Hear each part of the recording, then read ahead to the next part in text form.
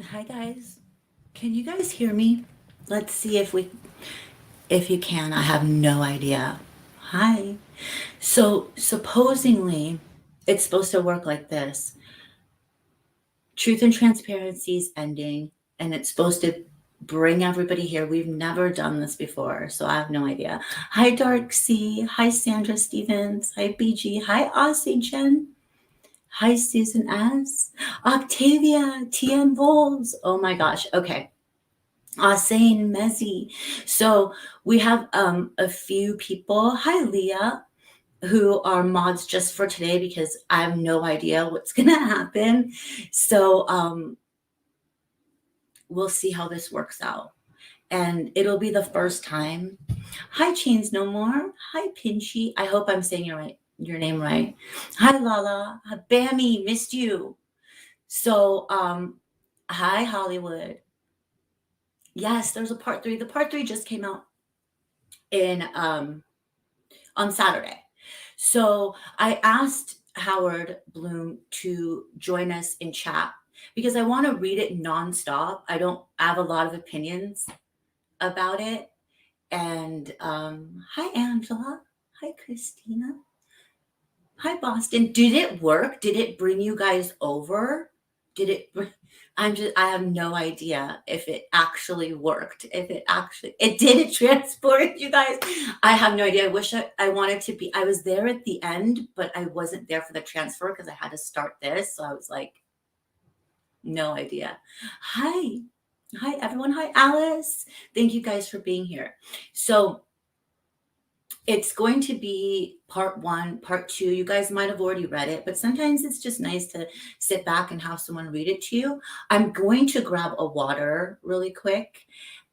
So it'll be like for everyone who gets here who just wants to hear things start, I'll put in timestamps of when you can stop hearing me say hi to everybody and just get on with it. When I'm doing that, I can't look at chat at the same time. So, hi, Casey. Hello, everybody. Hi, Ellie. I see you guys. Hot ham. Oh my gosh, so amazing. Okay, so unfortunately, because of the way that it works, you have to subscribe to Airmail in order to have it pop up on your computer, but I have it all right here. So we'll look at this. Yes, Lana invited you. I'm glad it just worked. It ended up working. I made Lana a mod. So I was like, you're gonna be a mod for one day. She's like, I want to go to bed. So I'm like, all right, we'll see what happens. Hi, JJ. Um, like I said, I'm just gonna grab some water. I have a lot of opinions. It worked. Did it work? Lana, did it work? Are you a mod? I can't see on the, you know how it is on StreamYard, you can't see, can't tell. I think it worked, guys. I think it worked. So I'm just gonna grab a water and I'll get into it and read. Thank goodness you guys can hear me. Last time I did this was like 4 months ago, and brilliant Lana. You're a ducking mod. Brilliant Lana had to come up with me calling her on the phone to do it because we couldn't. Lana, you better be dropping links. I'm telling you. Hurry up with that stuff. Okay, so I will be literally right back. And we'll get into it. I'm just grabbing something to drink.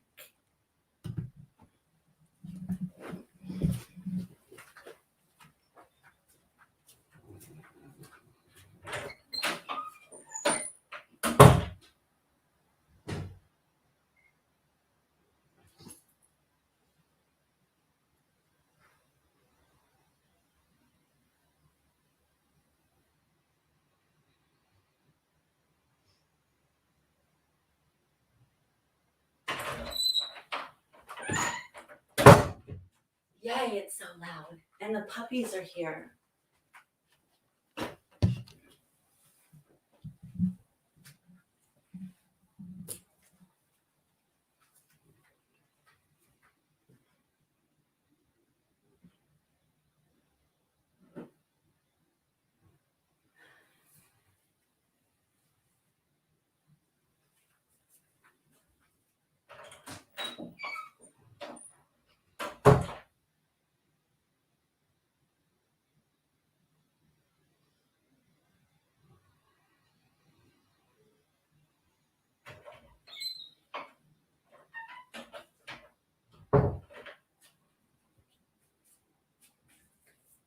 It's Valentine's Day in a couple of hours. Sooner for some of you guys. Yay. Okay.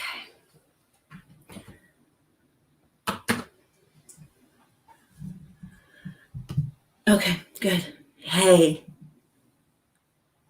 Okay, awesome.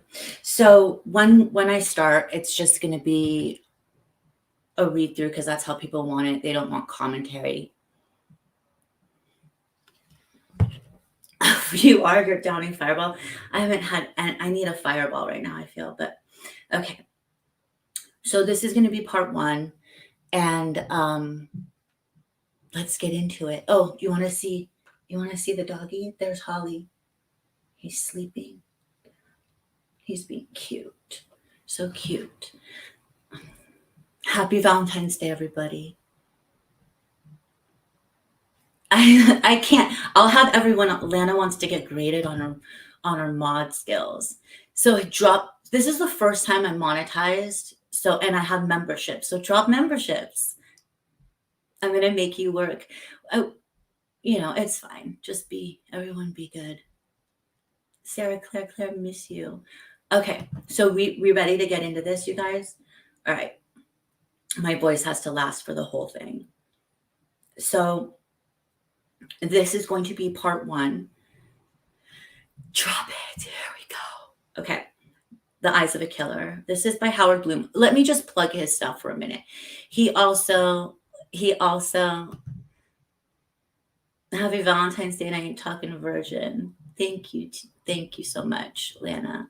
We had a good Valentine's Day while I was there. We did it good. It was very cute. Thank you for the super chat. Appreciate you. So Howard got a book deal for the Idaho 4 case from HarperCollins. So he's writing a book right now, and these are just like, and I think it's based on him doing these articles that he was able to get that. Maybe he'll show up, but I think he's in bed. So, okay, here we go. The Eyes of a Killer. Suppose you wanted to kill someone. That would be easy. There are lots of ways.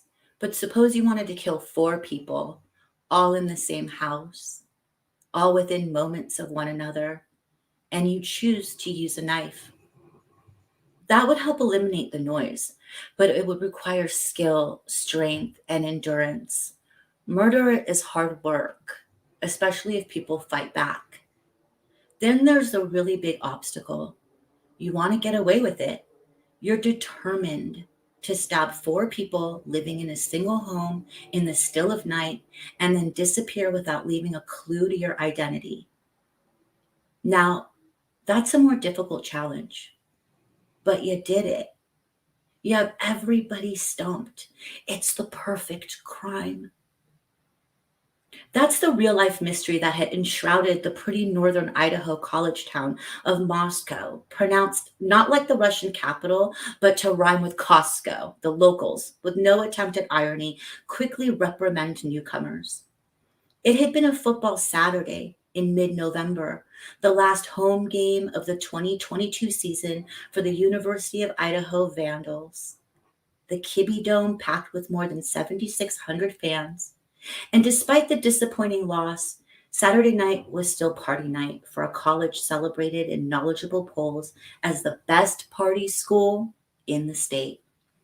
The stately row of wet frats, as they're known, on the U of Idaho campus, twisting along Nez Perce Drive, was crowded with the brothers and their dates, high-spirited assemblies fueled by blaring music, prospects of mischief, and rivers of alcohol. The Hellenic Council, for reasons arcane and firmly sexist, prohibits liquor to be served in sororities. Downtown Main Street was hopping too. The pool tables at Mingles and the heavy, sheathed bar at the Corner Club were shoulder to shoulder with students and townies, filling the brisk autumn night with the keen, cheery, rowdy, late-night fun. And then, in the heavy quiet of the new Sunday morning, 4 young corpses, all students, all friends, were found hacked to death in their beds in a pale clapboard house, little more than a stone's throw away from the heart of the university campus. There was so much blood. It had seeped through the wooden floors and run down the building's gray concrete foundation in jagged red rivulets. It wouldn't be until nearly 7 tenths weeks later, when an early morning raid by a police SWAT team, thousands of miles away from the scene of the crime, finally arrested a suspect. Brian Koberger, a 28-year-old doctoral candidate in the Criminal Justice and Criminology Department at Washington State University, was pulled from his parents' home in the rural Pocono Mountains of Pennsylvania and charged with 4 counts of first-degree murder and 1 count of felony burglary. Yet, even with the arrest, mysteries remain. Neither reasons nor motives have been revealed that would explain the horror that ended 4 lives. And in the unhealed aftermath, there remains an armory of fears. 25,000 people in a once seemingly bubonic town nestled in the rolling, snow-swept Idaho hills, still alert with suspicions.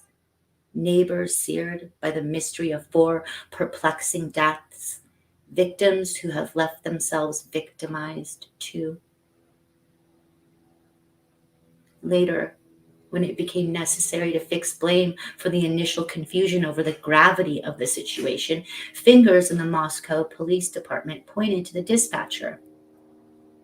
But the truth is, the dispatcher was simply following procedure. All the town's 911 calls are routinely routed to Pullman, about 10 miles west in Washington State and home to Washington State University, where they're handled by the civilian employees of a municipal agency called Whitcomb 911. The calls come in from local Whitman and Astone counties, as well as the city of Moscow, and 2 universities with a total of about 42,000 students and 70 additional municipal and county agencies. And the dispatch crews, local newspapers report, are severely understaffed. The overtime schedules often add up to a grueling 20 hours each week. In fact, the Dispatchers Guild has complained that our ability to uphold public safety is at risk. Thank you, Angie. Not supposed to say that. And things only get worse on football weekends. Therefore, when the callers are agitated, rather than risk injurious delays by probing for details, the responders swiftly assign a generic explanation. Unconscious person is one of the standard catchphrases. It can mean precisely what it says, or it can be shorthand for something more ominous. It was 11:58 a.m. on Sunday, November 13th, 2022, when the notification for an unconscious person at a residence on 1122 King Road, Moscow, was passed on to Sergeant Shane Gunderson. Gunderson, who on that day was midway through a 12-hour shift that had started at 6 a.m., was running the operations division at the sparkling, modernistic, it had barely been open 11 months earlier, Southview Avenue Police Headquarters. Prior to that moment, he'd tell people his tour had been long and slow. A languid weekend morning, punctuated by the chimes of the town's many church bells tolling solemnly in the wind. In fact, he'd spent a good deal of that desk-bound Sunday mulling something other than police business. Gunderson had been avidly mapping out in his mind a strategy for an 8-hour, or easily more, trek to the summit of Mount Bora. He and a friend from the University of Idaho Psych Department had been planning for the spring. It's Idaho's highest point, and the trail up the southwest ridge to the 12,662-foot summit is a steep, hard climb. And he'd admit after a beer or two, it was just the sort of challenge he'd been missing lately. Now that he had his sergeant stripes, police work was more about distributing memos and filing papers than getting out into the field, and that bothered him. Nearly 10 years on the force, and he still wanted to be the gun-ho officer who had joined up straight out at Lewis Clark State College in nearby Lewiston and worked his way up from patrolman. In his early days, he distinguished himself as a hands-on cop, someone out in the streets doing what the Moscow PD calls community policing. Back then, he'd scored a lot of points both in and out of the department, as well as winning Officer of the Year honor in 2017, when he single-handedly planned and organized a hot dog barbecue bringing together the cops and local school kids. He was from the area, growing up in small-town potlatch, and still smarting from his own childhood run-ins. He knew only too well how hard-ass cops could sour things, make things confrontational. It was his job, he'd say with determination, looking out for and working with the citizens of Moscow. When the 911 came in, Gunderson had a corporal and 2 other officers on duty to assist with patrol. He could have left the response to them. He'd tell people with a hint of embarrassment, had no intimation of something out of the ordinary. That morning, he was simply eager to break the monotony. And as always, he felt strongly it was important for him to get out on the street where people could see him. He swiftly decided he'd go to the scene too with his officers. It was a quick trip. The roads leading into the university neighborhood that Sunday were as empty as the classrooms. And as soon as Gunderson's black and white cruiser pulled up behind the neat row of cars parked in the driveway on the austere, canter-leveled house on King Road, he immediately knew something was very wrong. It was the noise. There wasn't any. Just an eerie, unnatural silence. A cluster of young people, university students presumably, were milling outside the open front door of 1122 like gulls on a beach. And yet, they were exceptionally quiet. They weren't merely subdued. They seemed stunned, as if drained by a deep and intense shock. When the 3 mystified officers approached the front door, someone in the crowd, it would later be shared, muttered a single plaintive word: dead.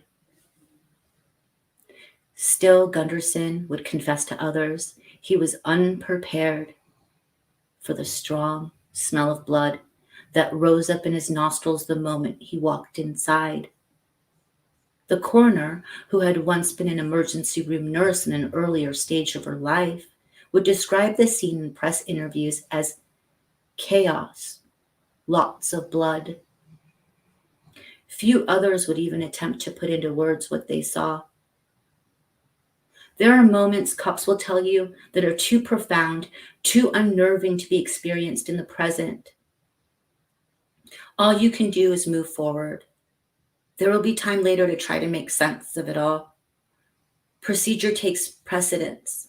It allows a protective membrane to be stretched between the real and the too real.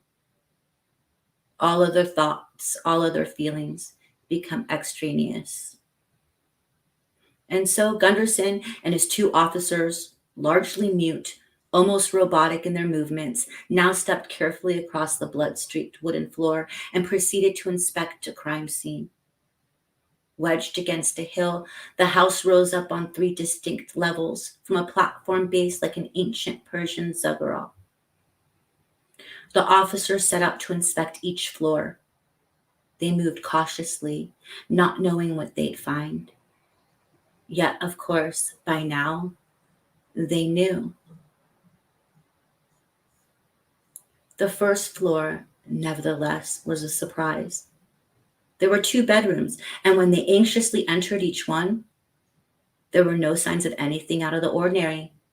Later, they would learn that the 2 university student occupants, Dylan Mortensen and Bethany Funk, had apparently slept obliviously through the carnage. It was an explanation that made no sense, unless one's life had been informed by the experience of being a college student who'd curled up in bed after a long night of drinking. However, as the staggering day wore on, Mortison would reveal more about what had happened that night. She told authorities she'd heard crying, opened her bedroom door, and saw a man in black clothes and a mask walking past her, frozen and in shock. She stood immobile as he headed toward a sliding glass door at the back of the house. And then, inexplicably, she returned to her room and locked her door until the morning. But in the daylight, things turned frantic. Mortison and Funk first stirred from their beds sometime after 11 a.m. They found it impossible to rouse their roommates and called friends for assistance.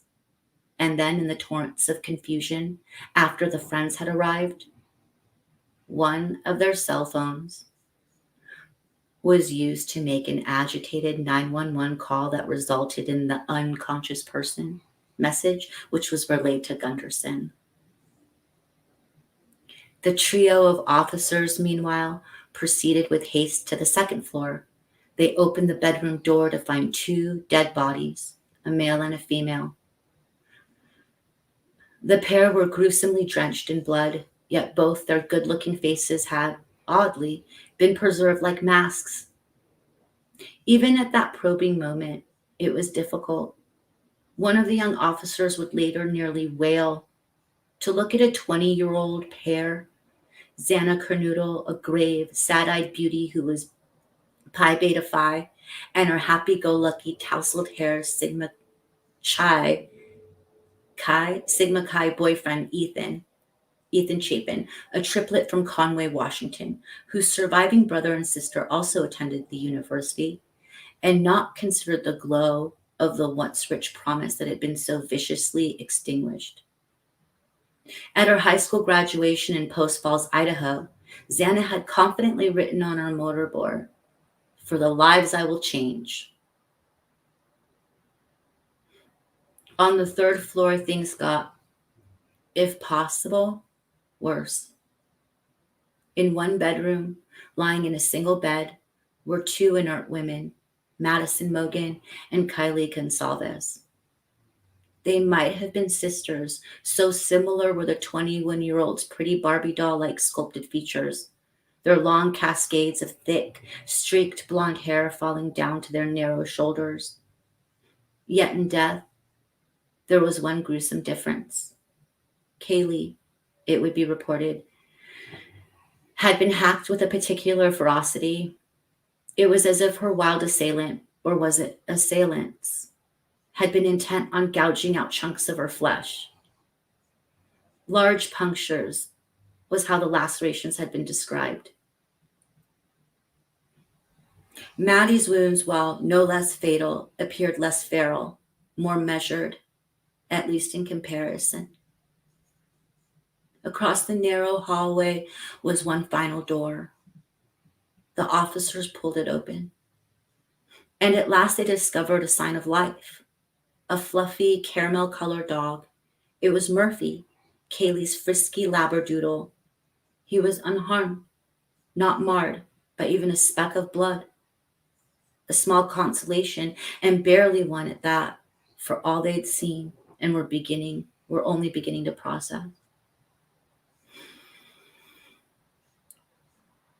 And it was still the same long day of that frenzied moments and then hours that followed on that seemingly interminable Sunday that is only so much that can be authoritatively reported. Even Gunderson and his team lost track of all their efforts in the hectic swell of events. Yet this much is undisputed. Gunderson quickly called his boss, Captain Roger Lanier, the head of the 24-officer Operation Division. He found him, not unexpectedly for a Sunday, sitting down to lunch with his family. Lanier was a veteran cop. He'd spent more than 20 years on the force in nearby Lewiston before having been lured 6 years earlier to Moscow with a captain's rank. After all his years on the job, he'd become a steady presence, a bald-headed, genial cop who never got flustered because, as he'd tell people, he'd seen it all in his day. But Gunderson's report left him unnerved. It took me a second, he recalled, a sharp edge, even weeks later, to the memory. I really had to think about what I just heard.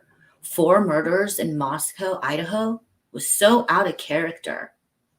But quickly, Lanier's professionalism took control. He had 1,000 questions, and yet he knew the only hope of finding answers would be to follow the previously established protocols. Dutifully, he gave the orders to set up the perimeters of the crime scene, to bring in the forensic team, and to summon the coroner. It was standard in any major case, and if 4 homicides wasn't a major case, what was? To alert the Idaho State Police. And he did that too. Moscow was the responsibility of the state's District 2 Detective Office in Lewiston, the county seat and where he'd been on the job for nearly 2 decades, and he knew many of the state's detectives. There was a companionship. Still, it was a difficult conversation. But his next call was harder. The university had to be informed. It was just not that 4 students had been brutally murdered in an off-campus home, but there was no way of knowing whether the killer or killers planned to strike again. The students needed to be warned. At 2:07 p.m., a little over 2 hours after the 3 cops had entered the blood-soaked house, the University Office of Public Safety and Security sent out a vandal alert email to the students and faculty. Moscow PD investigating a homicide on King Road near campus. Suspect is not known at this time. Stay away from the area and shelter in place. A shelter-in-place order requires people to take refuge in a room with no or few windows. At this point, busy hours had already quickly flown by. But despite his marathon of activities, Lanier still had not succeeded in completing one task that was at the top of his mental list. He had not been able to speak with his boss, James Fry, the chief of police. The chief had been getting death threats. He'd counted 6. A collection of unsigned letters and barking phone messages emphatically promising he'd be killed. And those missives were in addition to the tall pile of rude and scatological, although less murderous, emails and notes he'd received. The unsustainable reason for these threats? He had ordered his officers to enforce the mayor's and the city council's coronavirus restrictions. People had received summonses for not wearing masks in public. And at a defiantly maskless prayer vigil in the City Hall parking lot, several of the more reverent in the open-air assembly had been cuffed and hauled off on Fry's orders. His no-nonsense policing had made the chief a lot of enemies. The municipal restrictions ran counter to the deep-seated, self-reliant pioneer spirit of many Idahoans. And no less a force of enmity in the town. There was a very active and rapidly growing, archly fundamentalist congregation at Pastor Doug Wilson's Christ Church, which not only saw masks and vaccinations as counter to God's teachings, but also held that our local city government, law enforcement included, is a nest of incompetence and corruption. But by the faithful November weekend when the murders occurred, Chief Fry had hoped that all bad feelings had been simmering in the town over the past 2 years had, with the end of the coronavirus restrictions, also largely slipped away. The previous spring, he had missed his chance to go on a prolonged elk hunt. He hadn't felt right about leaving. Moscow for too long, but he was no longer having qualms. On November 12th, Fry and his wife Julie had driven to visit a friend nearly 3 hours away. By the time Lanier had finally reached him, it was hours after the discovery of the bodies. And by the time Fry finally entered the home on King Road, it was dark outside, according to several accounts, close to 6 p.m. For some obtuse reason, he thought it was important to go home first and change into his chief's uniform.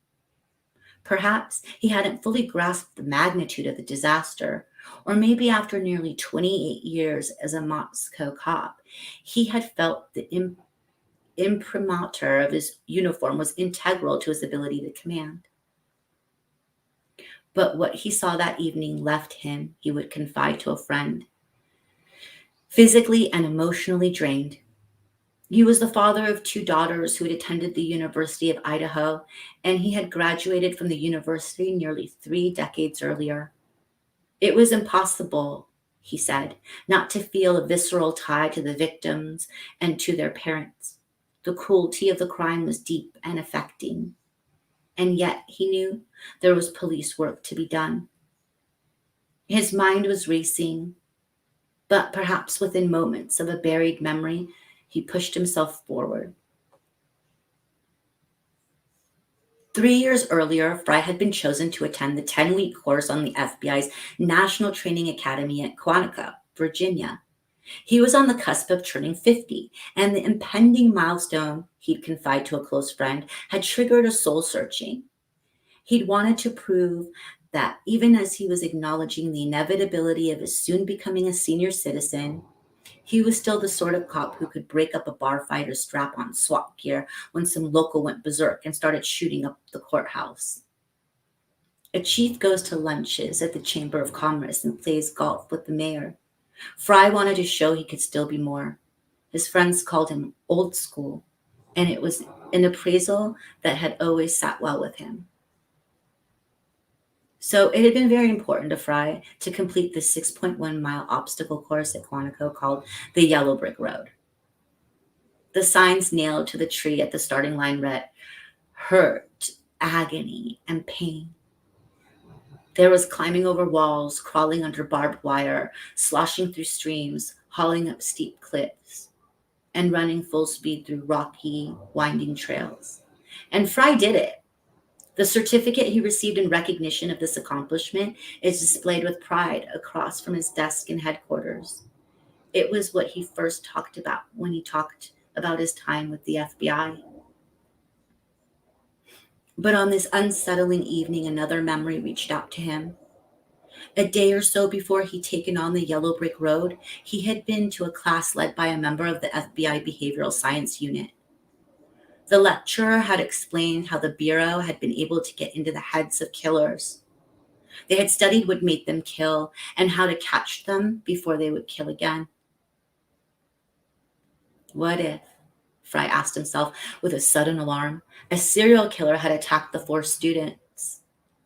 Fry called the Bureau and asked for their assistance. It was quickly arranged.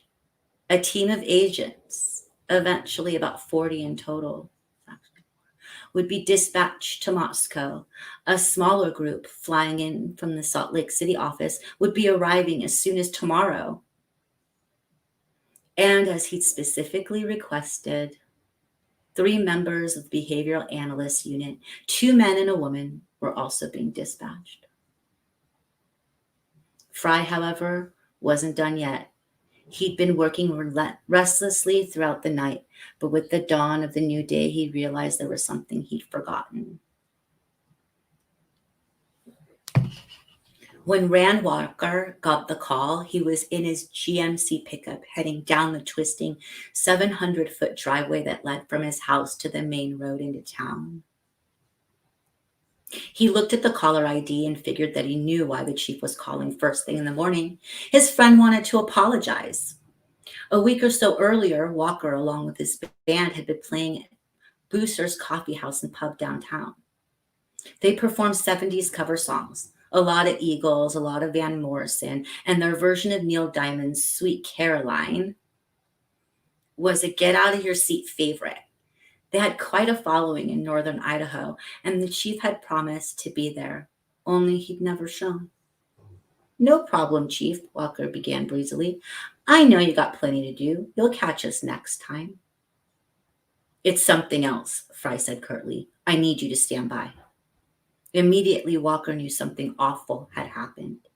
A PhD with a private practice in Moscow, he also served as a department psychologist. "Some of my young officers are going to need your help," Fry continued. Then he corrected himself. "Actually, It's not just the young ones. The wolf had gotten away. It was spring break 2010, and Brett Payne, a 20-year-old University of Idaho student, had been determined to bag the big gray wolf that had been seen roaming up on Lindstrom Peak, deep in the high timber of northern Idaho's St. Joe National Forest. Only after 4 days, Payne hadn't even found a single paw print. When Payne broke camp that morning, he considered giving up. But in the end, it just didn't feel right. So he kept at it. And at about 4 p.m., the sun still high in the sky, he spotted tracks. He followed them for the next 2 hours. And there it was, a big male wolf laying across a draw in the middle of the road, about 300 yards in the distance. Payne quietly fell to the forest floor. He could see the animal clearly through his rifle scope. If the wolf caught a human scent, he'd bolt. But the wind was in Payne's favor. He put his finger on the rifle's trigger, started to apply pressure, yet still hesitated. It was intense, he later explained. He needed to calm down. But suddenly the wolf raised his head, so Payne shot. The bullet went through the wolf's chest, dropping it at once. 1 second.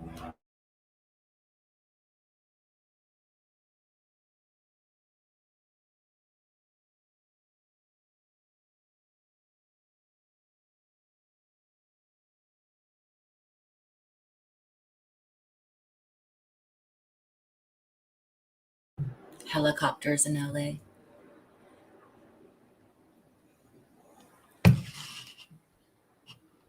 Payne had bagged his wolf. It was now 12 years later, and Payne was once again the relentless hunter. Only now he was on the trail of a different sort of predator.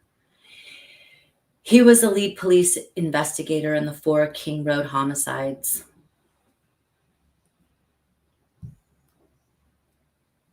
Payne had come to the Moscow PD just 2 years earlier after serving in the 82nd Airborne Division in Afghanistan and a stint stateside in the MPs. Chief Fry had taken an instant liking to his squared-away military demeanor and promoted him quickly to corporal over other, more experienced officers. When the state police had asked who'd be leading the morning briefings, Fry, without thinking too much about it, chose Payne. For one thing, the chief knew that young Corporal had been involved in several complex forensic investigations with the MPs. That sort of technical expertise, the chief suspected, could come in handy. And for another, Fry had heard the story about the wolf. The chief, an old elk hunter, had come to appreciate the tenacity was half the battle in any hunt, and maybe more.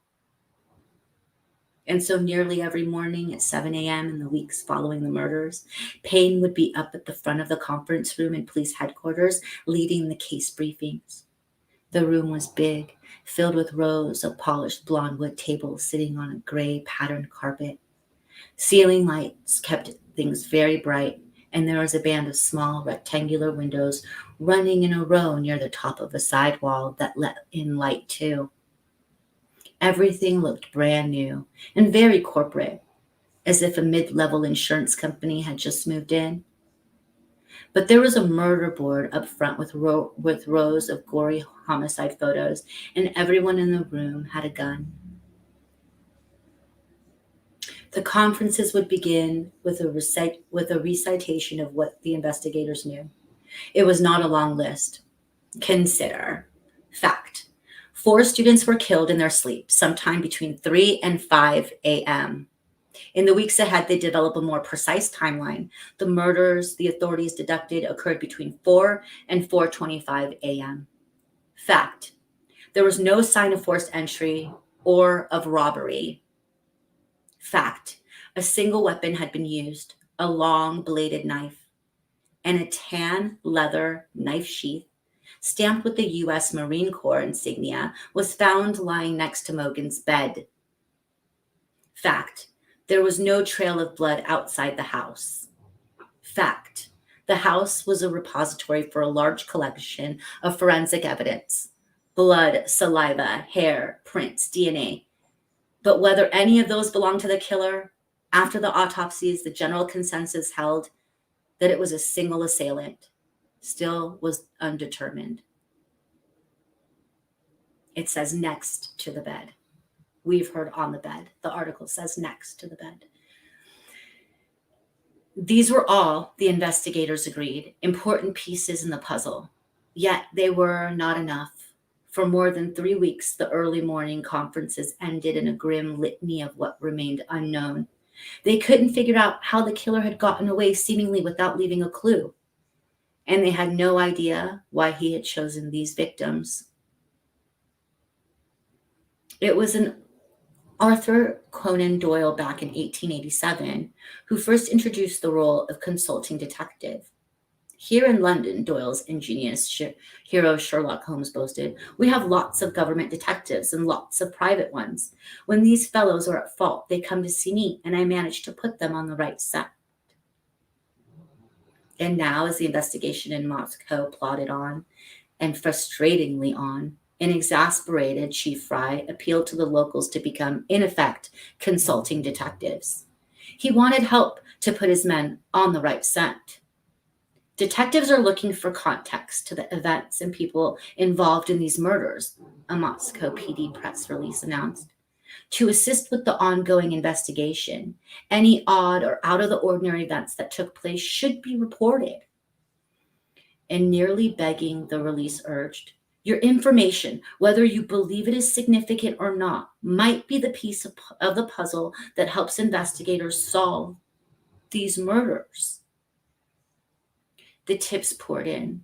A new generation of consulting detectives armed with cell phones and laptops with access to a vast repository of information from selfies to Facebook pages, and further stoked by the barrage of the raw theories and hearsay disseminated on Reddit and 4chan, embraced the opportunity.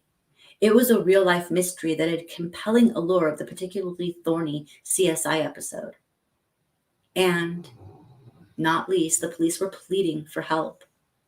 By a recent count, more than 9,025 email tips were received, in addition to 4,575 phone calls and 6,050 digital media submissions.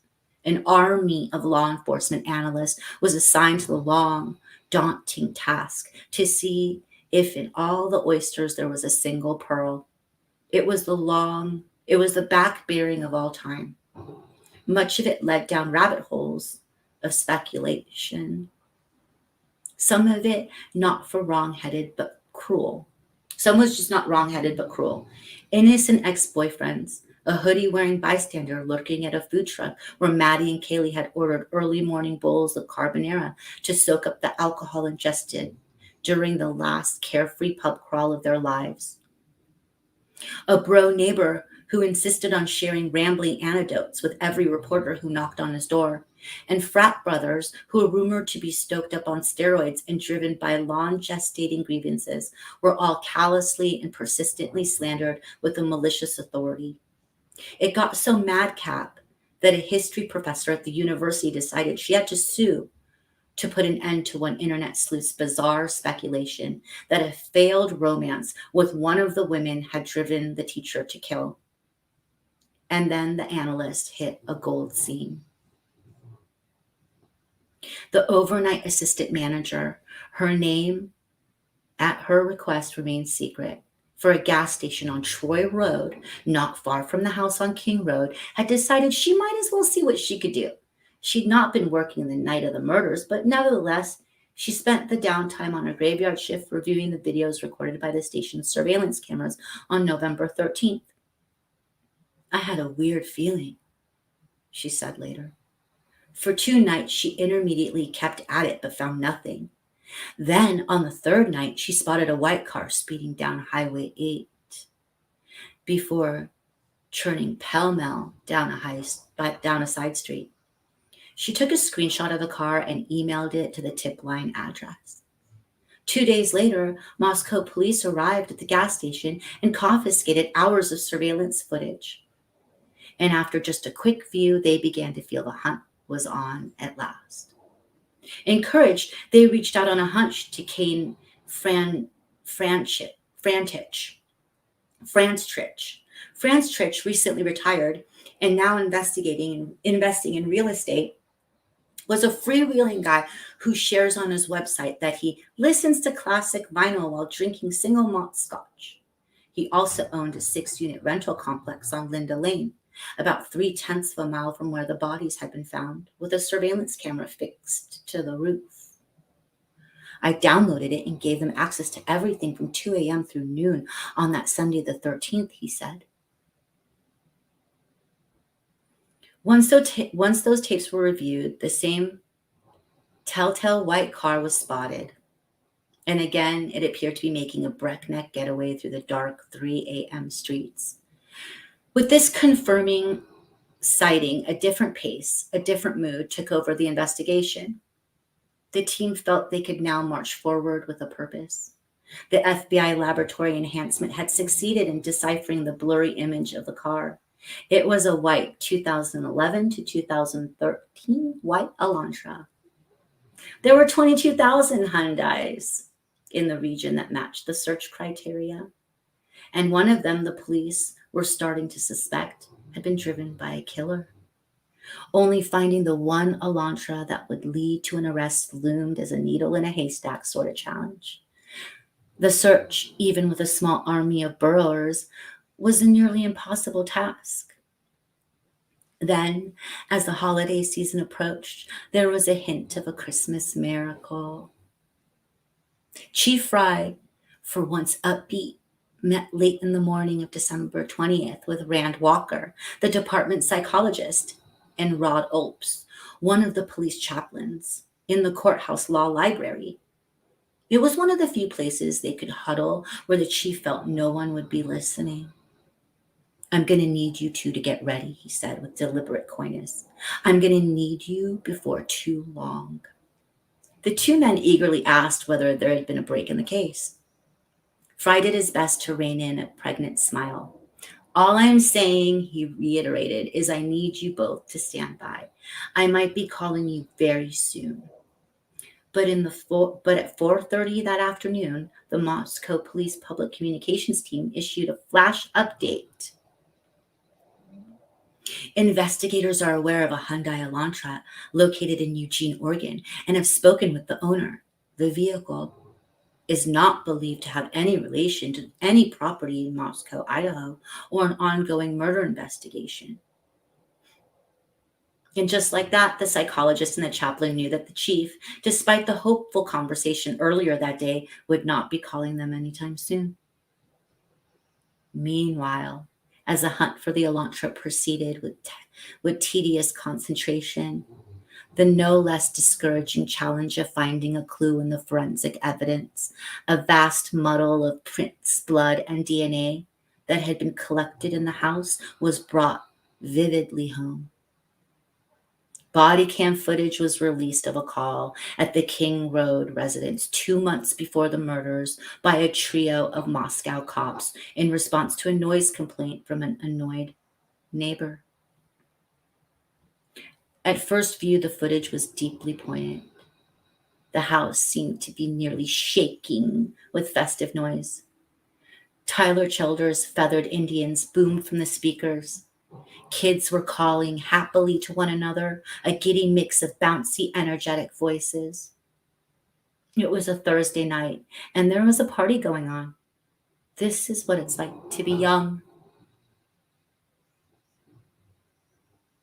To more acerbic minds, the footage was a small, self-contained story about the tensions of policing in a college town. The kids, being kids, were seen giving the police a sly runaround, and the cops, being cops, retaliated with a display of petty vengeance. A confiscated stash of beers and Trulies was poured onto the driveway. Yet this being Moscow, and this house being destined for infamy, This burst of class warfare would have an unexpected coda. One of the smirking cops spilling the booze would in time be part of the team that first discovered the bodies. Another would help load the cardboard cartons holding the murdered students' belongings into a U-Haul for the grim trip to the police parking lot. To the informed and dispassionate view of the FBI scientific experts, however, the body cam footage was seen solely in operational terms, and it was dispiriting. It made clear that just about anyone and everyone had access to 1122 King Road. The door was always open, and a stream of people were constantly coming and going. The analysts moaned that there would be so much forensic evidence it might be easier to determine who in Moscow had never been inside that house, rather than having had any realistic hope of ever finding a suspect. This body cam footage jumps up in my mind too as I stand across from the house on a dark, cold night late in December. The sky is gray, heavy with the promise of snow, and the pale, flat-colored house nearly disappears into the monochrome. The street is impossibly still. There's no extraneous sounds in the night. I try to imagine the house as it is in the video, something vibrant and energetic. Tonight, that's impossible.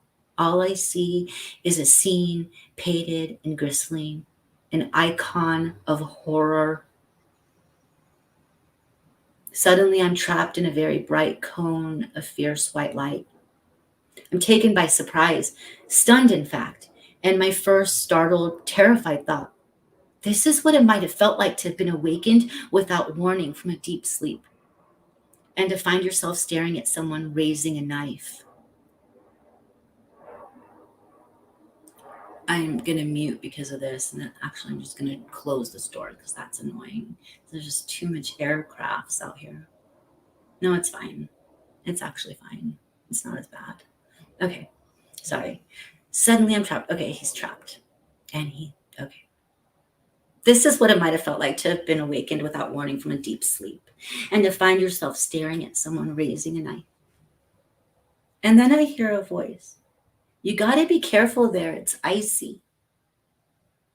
A black security vehicle had been parked, kitty corner to the front door of the house, the car concealed by the dark shadows. And the officer at the wheel, I now realize, had illuminated the auxiliary spotlight mounted on his door, pinning me in its harsh glare. Thanks, officer, I answered. I'll take care. And then I'm heading off, walking absently in the darkness out of the gulch and moving uphill. In the cold, my dark stocking cap pulled low on my forehead, my hands shoved deep in the pockets of my parka. I find myself standing on the flat, grassy ridge on Nez Perce Drive. It's adjacent to the fraternity house where Ethan and Xana partied on their last night together. And now the snow has started to fall, a torrent of big, thick, silver, and dark flakes. From my vantage point, I can look down at the house on King Road and see the snow has begun to cover it. The same falling snow that I know is also blanketing in old red brick university buildings, the bars on Main Street, the roads that twist through the humpbacked northern Idaho hills, and the final resting places of the 4 dead students. And at that moment, watching the snow thickly descend, a fresh white sheath, I cannot help but despair that the solution to the mystery that has agonized this small town will be forever hidden too. But I'm wrong. For even as I'm standing on that high plateau, a white Hyundai Elantra, albeit the 2015 model, not one from the years cited in the police bulletins, is making its way east from the snows of Idaho. Its journey started in a parking lot outside a graduate students' housing complex at Washington State University in nearby Pullman, just 8 miles from my perch. At the wheel is Brian Christopher Kohlberger, and beside him, intriguingly, is his father. And all the while, the FBI has been covertly following along too. The hunted and the hunters were heading to an early morning rendezvous at a house deep in the Pennsylvania woods. For the case has been solved, or so the authorities believe. The white speeding car in the Troy Road gas station video was one clue that had led them to Koberger. And despite the odds, from the chaos at the murder scene, the technicians succeeded in extracting a telltale sample of DNA from the knife sheath. On December 27th, Pennsylvania law enforcement agents covertly rummaged through the trash at the Koberger family's white colonial house in Albrechtsville. When items in the trash were analyzed in the lab, alarm bells started ringing. The matches to the DNA on the sheath were nearly identical to Michael Koberger, the suspect's father. This final piece completed the puzzle. An arrest warrant was issued for Brian Koberger. And what about the suspect? Here's what we know so far. A pudgy child and adolescent, a teenage taste for heroin, which he has allegedly conquered, a tendency to be rude and boorish in social situations, according to the complaints of those who crossed his path over the years, and not least, a fierce intelligence reveled in both college and graduate school classrooms. He has agreed to be extradited to Idaho. And on January 3rd, he appeared in a Monroe County, Pennsylvania courtroom. He first looked, at least to my eye, daunted by events, a sad figure in a red jumpsuit, cartoonishly bulked up by the bulletproof vest the authorities had insisted he wear underneath. I love LA. Still, he is also a big man, long-armed and limber, a presence. And in the course of the brief hearing, he appeared, again to my immediately distant view, to grow more confident. A fierce, purposeful determination is, I decide, revealed. And I wonder, does Koberger, a man who seems to see himself as the smartest person in the room, have some legal trick up his sleeve? He will stand trial in Moscow on 4 counts of first-degree murder as well as burglary. But even before his journey west, Jason Labar, his court-appointed attorney in Pennsylvania, is fighting back. Mr. Koberger is eager to be exonerated of these charges and looks forward to resolving these matters as promptly as possible, he insisted in a statement released to the press. Mr. Koberger has been accused of very serious crimes, but the American justice system cloaks him in a veil of innocence. He should be presumed innocent until proven otherwise, not tried in the court of public opinion. Yet while much remains to be sorted, it is clear that one corner of Koberger's life has been lived as a graduate PhD student in criminology, someone who has conscientiously studied the variables of evil. In fact, in his purposeful search for knowledge, he had sent out a research questionnaire to convicts asking for their help. I'm inviting you to participate, Koberger wrote, in a research project that seeks to understand how emotions and psychological traits influence decision-making when committing a crime. In particular, this study seeks to understand the story behind your most recent arrest, with an emphasis on your thoughts and your feelings throughout your experience. Was this simply a grad student's academic inquiry? Or was it a would-be killer asking the professionals, suppose you wanted to commit the perfect crime, how would you do it? And now, under arrest and awaiting trial, has he quite possibly discovered that there's no such thing as a perfect crime? So now we're going to get to part 2. Thank you guys for being here. Thank you guys so much for thanks mods. Thank you guys. Thank you everybody who became a member. I'm sorry I can't look at chat while I read, but And I'm not supposed to be doing this. I'm just pulling up the people get upset because this is a different type of channel that we're not used to in true crime. People don't want me talking, they just want me to read. So I try to do that. Thank you, Bammy. Yes, hit the thumbs up. And my dog's snoring.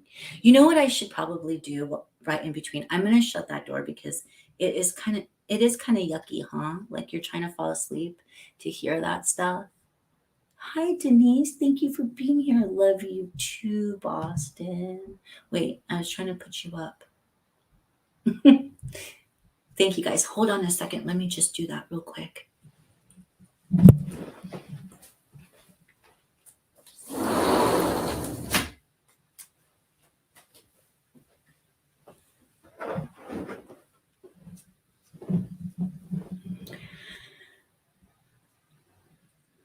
Okay, I think it'll be a little better now. And we're gonna get into part 2. Part 3 is I'm like literally 9 minutes.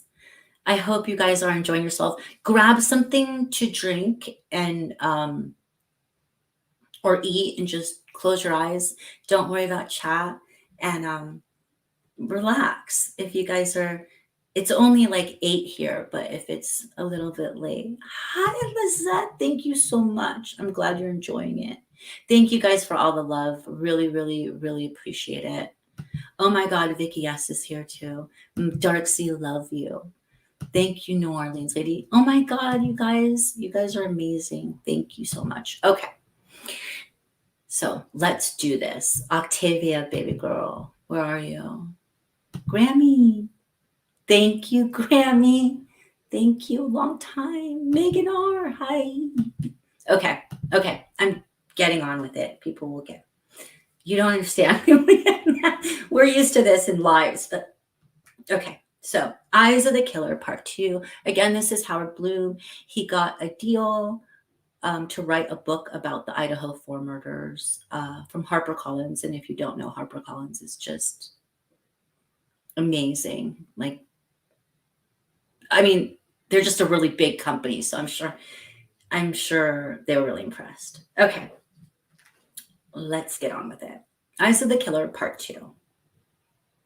The shortest distance between 2 points is a straight line. That's Euclid, basic geometry. Only you're smarter. It's easy after all. You know how the investigations work. You're a student of CopThink. So you stay one step ahead of them. No straight lines. You program a route into your phone they wouldn't expect. It'll take a bit longer, but it'll still get you to where you want to go. Sure, it shook you up a week ago when the authorities announced they were looking for a white Hyundai Elantra. You'd been sloppy. Who'd have thought you'd get caught on surveillance camera in a one-horse town like Moscow, Idaho? But you already one step ahead of them. So what if they had a photo of a Hyundai with a single Pennsylvania plate? That's not you anymore. You'd quickly register the car in Washington and attached a new set of plates. Presto.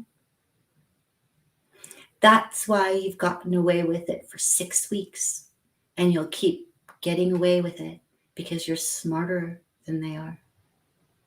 Even better, you're lucky. You have the perfect cover. Your father along for the trip riding shotgun. What could be more innocent? All you need to do is keep driving. You'll be home for the holidays. 2,500 miles, nearly the width of the entire country, between you and those Keystone cops. Sell the car back east and they'll never know. You'll have the last laugh. Again, killing is easy, and so is getting away with it.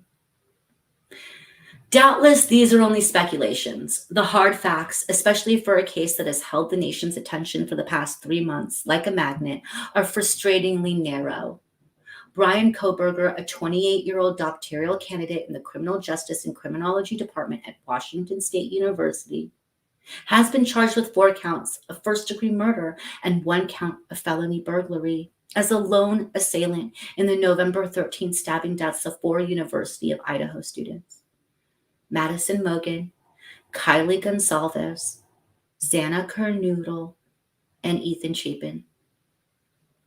And since Koberger last week purportedly waived his right to a speedy preliminary hearing, preparation trumped timeliness, his attorney explained. It will not be until late in June, another 5 long, vexing months, before the Idaho prosecutors at last divulge all the incriminating cards they have tucked up their sleeve. Over the course of what is expected to be at least 4 hard-charging and affecting days, prosecutors will strive to convince a judge that they have accumulated sufficient evidence to proceed to trial. And the defense, acting on their client's wishes, will reveal whether it intends to fight the allegations with all its legal might, or if it will surrender Koberger to the presumed mercy of the court and have him plead guilty. The outcome of this decision is likely a matter, literally, of life or death. Idaho has established an execution chamber where the lives of the judicially condemned are ended with a catheterized drip of a 4-solution lethal cocktail. Yet, regardless of what is determined at that still distant preliminary hearing, it seems self-evident that the next stage of Brian Koberger's complicated life, a pained existence lived by his own admission under a treacherous star, was set in motion by the road trip that took him across America and home to the Pocono Mountains for the Christmas holidays. A journey that ultimately brought him to his present forlorn destination, a cell in the Latah County, Idaho jail, where he is being held without bail. And with equal certainty, it can be said that as Koberger made his way back home and then celebrated the Christmas season in the bosom of his family, it was also a time when the small army of law enforcement officers who had been chasing this perplexing case since its unnerving start began to grow convinced that, at least in operational terms, things had clarified.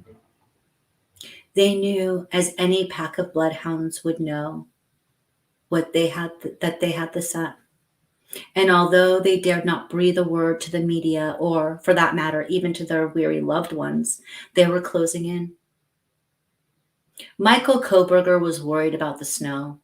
Only days earlier, he'd flown from Philadelphia to Seattle, then caught a twin-engine Embraer 170 jet for the 1 hour or so shuttle flight into the frigid Pullman Moscow Regional Airport. And now, December 13th, he was already heading back home. Only this time, it'd be a road trip. It was a fatiguing back and forth cross-country jaunt, especially for a 67-year-old. But Koberger had promised his son Brian, who had nearly a month off before classes resumed at Washington State University, that he'd accompany him on the drive back home for the Christmas break. And he was determined to make good on his pledge. Over the years, there had been some rough, combative times between the two of them. He'd even had to get Brian into rehab to kick his teenage heroin habit. But now the young man seemed on a good path. Studying for a PhD in criminal justice offered a promising career trajectory for Brian.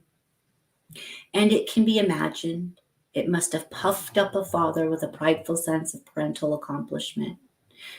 After all, Michael's own life had been tarnished by not one, but 2 embarrassing bankruptcies, and his work days were a drudgery spent as a maintenance man at the dreary high school and his 3 children had attended. Perhaps he was even looking forward to this road trip as a way to revitalize his relationship with his son, a way to bury once and for all any lingering remnants of their old antagonisms. But now Michael, as he'd later recount to an associate, was largely focused only on the forecast. When it snowed in the Northwest, the accumulations were routinely measured in feet, not inches. Michael knew, and so he wanted to get going. When the weather came in, it would be rough traveling in a 7-year-old Hyundai Elantra. Without four-wheel drive, you'd be slipping and sliding all over the road. So he urged Brian that they should pack up and get going. Now. His son agreed. Only once they were on the road, Brian did something his father would later casually share with one of the mechanics at the garage near their home in Albrightsville, Pennsylvania, who'd serviced the car after the trip. That he'd caught him by surprise. Before Michael had headed out to Washington, he'd Googled the route back home. The quickest, most logical drive was pretty much a straight line, plowing across the country along I-90. Brian, however, button-hooked south toward Colorado, where he'd pick up I-70. It seemed to make little sense. Colorado in mid-December was snow country. There was no telling what might suddenly come blowing down from the Rockies. But Brian, according to what his father told people, insisted the northern route across I-90 promised wintry conditions. Better to head away from the weather, even if it added hours or even a day to our trip. It was a strategy that, when explained that reasonable way, was practical, even prudent. But it seemed like something more devious to the FBI. Unknown to either the father or the son, the Bureau had been determined to keep a watchful eye on the white Elantra's trek across America. Only sources in law enforcement would confide with a bristle of embarrassment. Not long after the car had pulled out of its space in the graduate housing parking lot fronting 1630 Northeast Valley Road in Pullman, Washington, they lost it. For several alarming hours or more, the authorities are keeping the precise details of the screw-up close to the vest. The chief suspect in a quadruple homicide that had shocked the nation had seemingly vanished. The Bureau's watchers called it a hat box operation, and the jargon was a bit of an anarchism. It was a throwback to an era when G-men sporting fedoras over their brile-creamed hair would be out in force on the street to monitor a target's every move. A sea of hats would box the suspect in. These days, the watchers have a few more tricks at their disposal. Undercover vehicles, surveillance vans, low-flying fixed-wing planes, and that's just for starters. But the name has stuck. And the surveillance on Brian Kohberger, according to published reports and interviews with officials, was hatbox all the way. With good reason, too. To the investigators' rising sense of excitement, the circumstantial theory they'd been secretly incubating for weeks was growing stronger and stronger.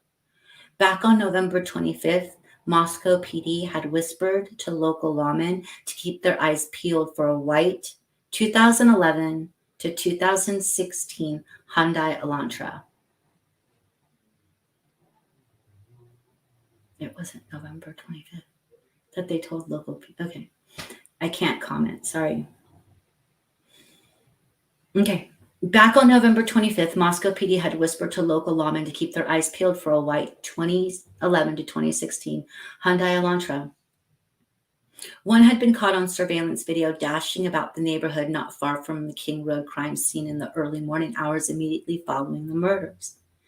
4 days later, Daniel Tinego, a Washington State University police officer, was diligently spending the midnight hours on his quiet graveyard shift, going through the inventory of the white Elantras registered at the university, and up popped one belonging to a Brian Kohberger. A half hour later, another WSU officer drove over to the graduate student parking lot and eyeballed the vehicle, only to discover the car now had Washington State plates.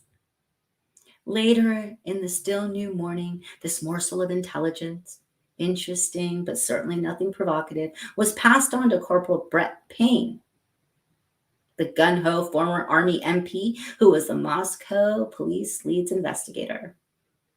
Payne dutifully typed the car's registration details into the motor vehicle's record system, and the screen quickly displayed a photograph of Brian Kohberger as well as his state driver's license information. The license revealed that Kohberger is a white male and is sturdy, 6 feet, 185 pounds. but it was the photograph that held Payne's studious gaze. He swiftly zeroed in on the eyebrows. They were bushy. I can't. I'm going to read that again. Sorry, I needed water.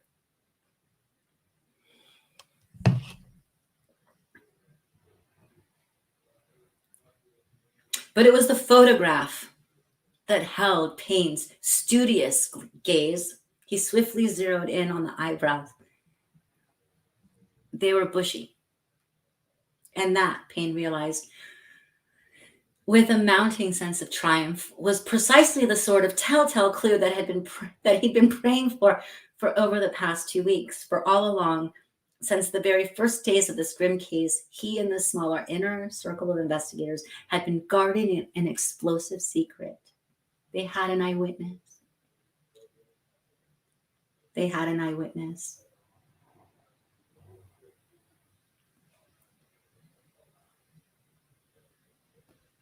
Am I? Can you guys hear me? Okay.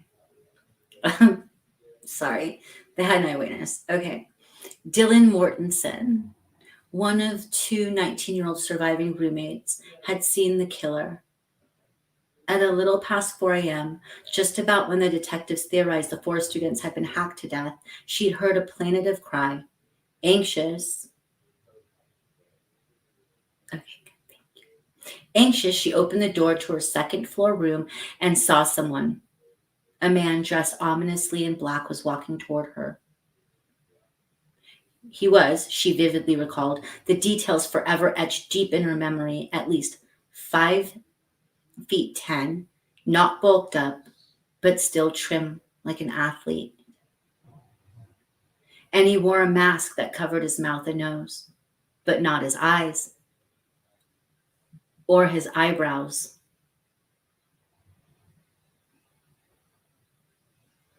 A profound and vehement fear seized hold of her. A frozen shock phase was how she would try to describe her galloping emotions.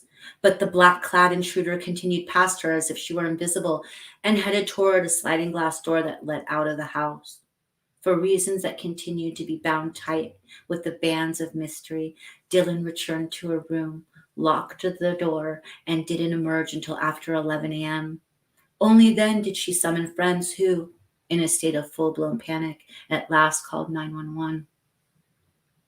But as she later revealed her unnerving experience to police interrogators, she shared one detail that at the time seemed small, if not irrelevant.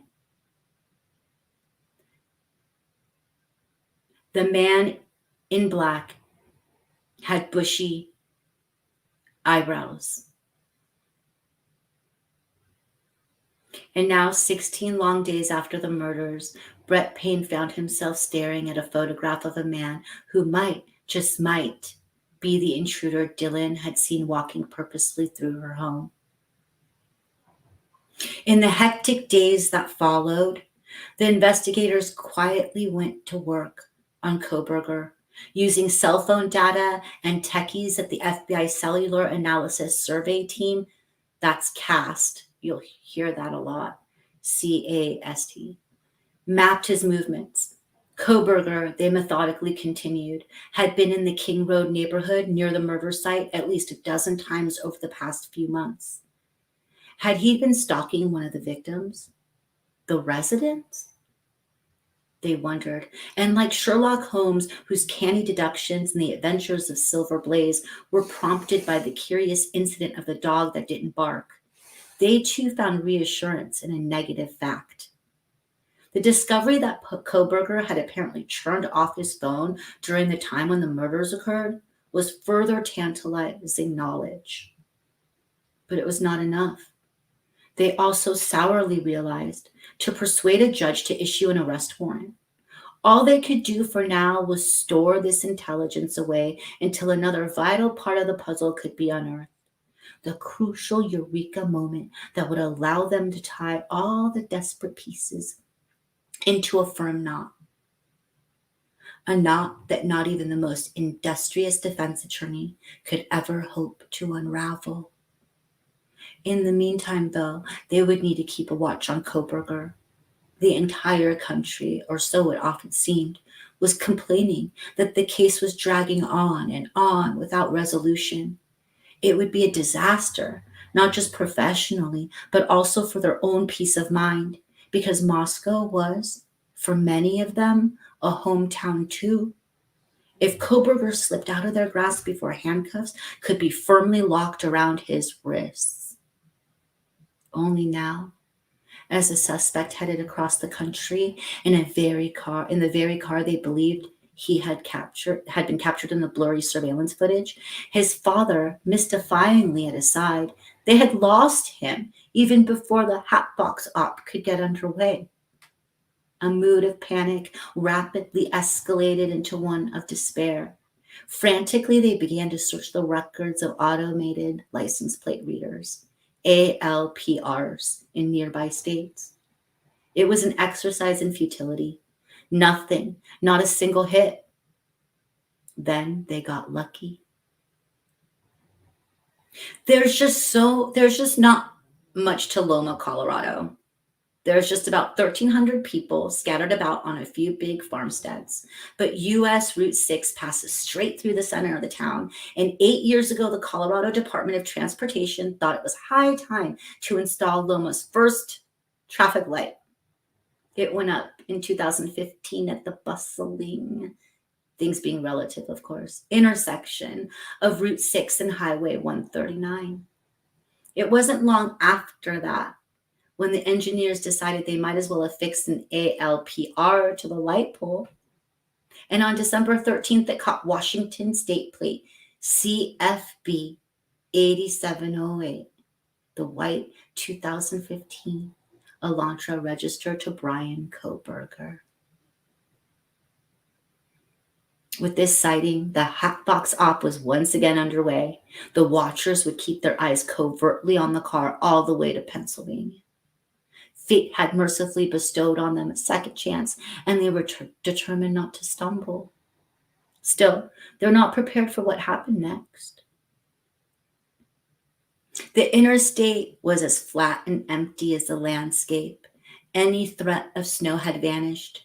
The dome of sky above I-70 was reassuringly blue. In Michael Koberger's calm and steady universe, there was no reason to suspect that the FBI was lurking in the shadows. Even the suggestion of such clandestine goings on would likely have struck him as preposterous. Nevertheless, the 2 days passed uneventfully, and the pair now drove through Indiana early on the morning of December 15th. Michael suddenly found his world starting to tilt off its axis. He abruptly had a new worry. It seemed incredibly that his son's stolen university neighborhood, the precise location, just a stone's throw, in fact, from Brian's apartment, had turned into a combat zone. The details were this. Brian had received, and then apparently shared with his dad, a pinging alert on his phone. At around 3:20 a.m., WSU had issued an emergency advisory. The community was advised to shelter in place. As the Kobergers would learn by listening to news reports, earlier that evening a man, menacingly waving a rifle, had threatened to kill his roommates. When the police arrived, the frightened roommates were released. But the rifle-toting individual, Brett Kapacha, a 36-year-old Army veteran reportedly suffering from PTSD, barricaded himself in the apartment and had made it clear he wasn't going to leave. With that defiant declaration, events escalated with a dangerous momentum. When the Whitman County Regional SWAT team approached the apartment, the gunman opened fire. The police shot back. The tree-lined streets were suddenly crackling with gunfire. Crisis negotiators' pleas were answered with bullets. And with the first light of the new day looming, the 7-hour standoff surged to its harsh conclusion. A steely SWAT team sergeant shot Kapacha dead.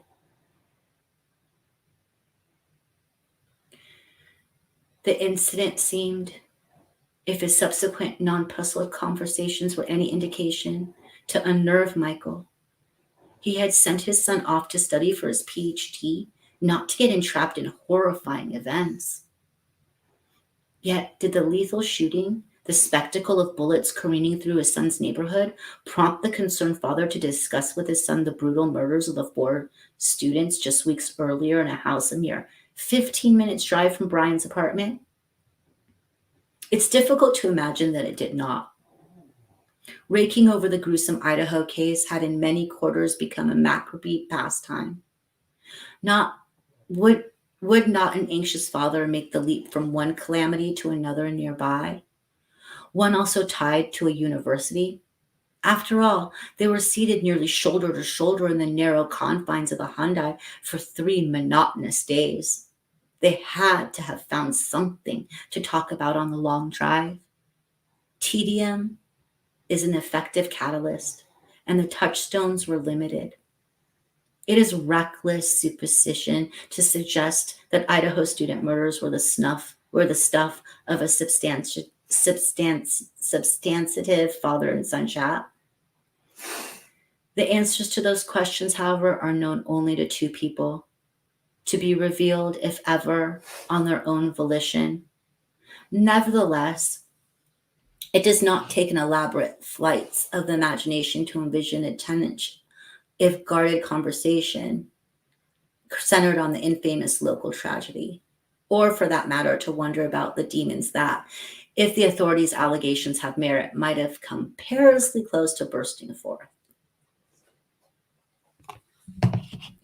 Yet, while there are no recordings of their road trip chats, what happened as a Hyundai crept through Hancock County, Indiana, has been carefully preserved. At 10:41 on the morning of December 15th, as the car approached the 107-mile marker on the interstate, Brian Koberger saw red and blue lights flashing in his rearview mirror. A sheriff's car was demanding that the vehicle pull over. Brian obeyed. He waited behind the wheel as the officer approached. What would happen next seemed destined to play out as high drama. At the very least, the car approximately fit the description of a vehicle observed in the aftermath of a quadruple murder. The driver, a Moscow police department had alerted the nation, was to be considered a person of interest in their investigation. As Deputy Nick Ernst walked with slow, measured steps toward the passenger side of the Hyundai, where Michael sat, there seemed to be no escape. There would be no springing free. The time of reckoning had arrived. Only as a tape from Ernest's body cam revealed, the ensuing confrontation was all denouncement, more farce than tragedy. The conversation between the Kobergers and the deputy moved forward with its own obtuse logic. A litany of non sequestrators that seemed as if it had been inspired by madcap Abbott and Costello routine. When the deputy officiously demands where they're heading, Brian's response suggests nothing more than a casual drive. We're going to get some Thai food right now. That's when the father decides it's his turn to play the straight man. Well, we're coming from WSU. To the Indiana deputy, the initials have no meaning. It's all beyond him. So both the father and son, eager to please, attempt to remedy the confusion and in the process only add to the officer's puzzlement. He can't decide whether both of them work at the university or who in fact is the student, or if they've headed out from Washington State on a cross-country trip to get Thai food in Pennsylvania. Then, even as the deputy is laboriously trying to sort through this befuddling torrent of information, Michael, who seems as if he could talk the ears off of Brass Monkey, starts rambling on about the shooting earlier that day at WSU. This grabs the officer's attention. So what do you say about some SWAT teams? Michael now has his lead. He begins a long-winded explanation, only to be cut off. Interesting, the deputy remarks without apparent interest. But Michael is determined to have the last word. Well, it's horrifying, he reprimands. Yet the son must have his say too. With a graduate student well-ingrained reverence for facts, he corrects. We don't know about that actually. We weren't there for the shooting. We're slightly punchy because we've been driving for hours, the father finally confesses. By now, the poor deputy is no doubt punchy too. And in the end, perhaps eager to escape from this madness, he warns them to not tailgate and lets them go without a ticket. As the body cam footage ends, it is difficult to discern who is happier to be driving off, the Coburgers or the deputy. Yet, a quick 9 minutes after they're back on the interstate, Brian once again sees flashing lights in his rearview mirror. The Coburgers are stopped again. This time, it is a state trooper who pulls them over. Once more, at the very least, their car should create a shock of recognition. After the nationwide Moscow PD vehicle alert, it's a ticking bomb. Only, against all odds, they're simply reprimanded for tailgating and then sent on their way without a ticket. Yet, unbeknownst to either the father or the son, it will be only a matter of time before their luck runs out. And while Michael's previous worries didn't come to fruition, this one will. And what were the FBI thinking as they, from a discreet distance, observed their targets being pulled over, not once but twice, by authorities? There's an iron rule. Law enforcement veterans will tell you that in any long-running op, the unexpected is to be expected at any time. The outrageous, in fact, must be regarded as inevitable. Yet, according to sources familiar with the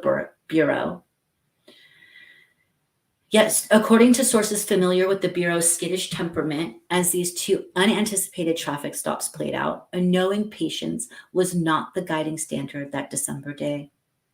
The agents were frustrated and they were angry. The possibilities were too dangerous. The main problem shared law enforcement officials with an arm's length familiarity with the FBI surveillance operation was the watchers' helpless passivity. All they could do was observe from a distance and wonder. Had diligent Indiana lawmen spotted the car traveling down the interstate and immediately connected it to the white Hyundai that was wanted by the Moscow PD? Were the locals about to make an arrest before the final incriminating piece had been fitted into the puzzle? If that happened, it had the potential to be a catastrophe. The suspect would be alerted, and perhaps then, if he was advised by a canny lawyer, the army of investigators would never have the opportunity to make their airtight case. Their second concern, however, was an even more dangerous prospect. Was the suspect armed? Would someone who they believed had killed 4 people hesitate to kill again? Would the highway cops become victims too? Or would the suspect simply gun the Hyundai and race down the highway? The spectacle of another OJ-like chase might be imminent. In the end, none of the apprehensive watchers' anxieties came to fruition, but a hard lesson, according to what other law enforcement officials heard, had been learned. This case had to be wrapped up soon. If not, anything could happen. There were too many imponderables. Time was not on their side. And what about Brian Koberger, a man who has resolutely professed his innocence?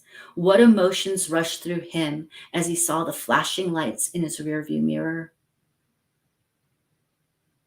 To judge by his demeanor on the 2 body cam videos, he displayed a remarkable calm.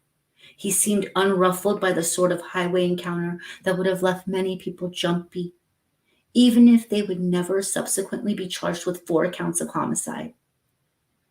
Highway cops routinely wield their authority. It's their first line of defense. Koberger's emotional temperature, however, didn't appear to jump a notch. This is indeed one side of Brian Koberger. Discipline and control, as his courtroom appearances reveal, can rule. But there's also, by his own admission and in his own words, another side to him, one that is dark, detached, and steeped deep in misery.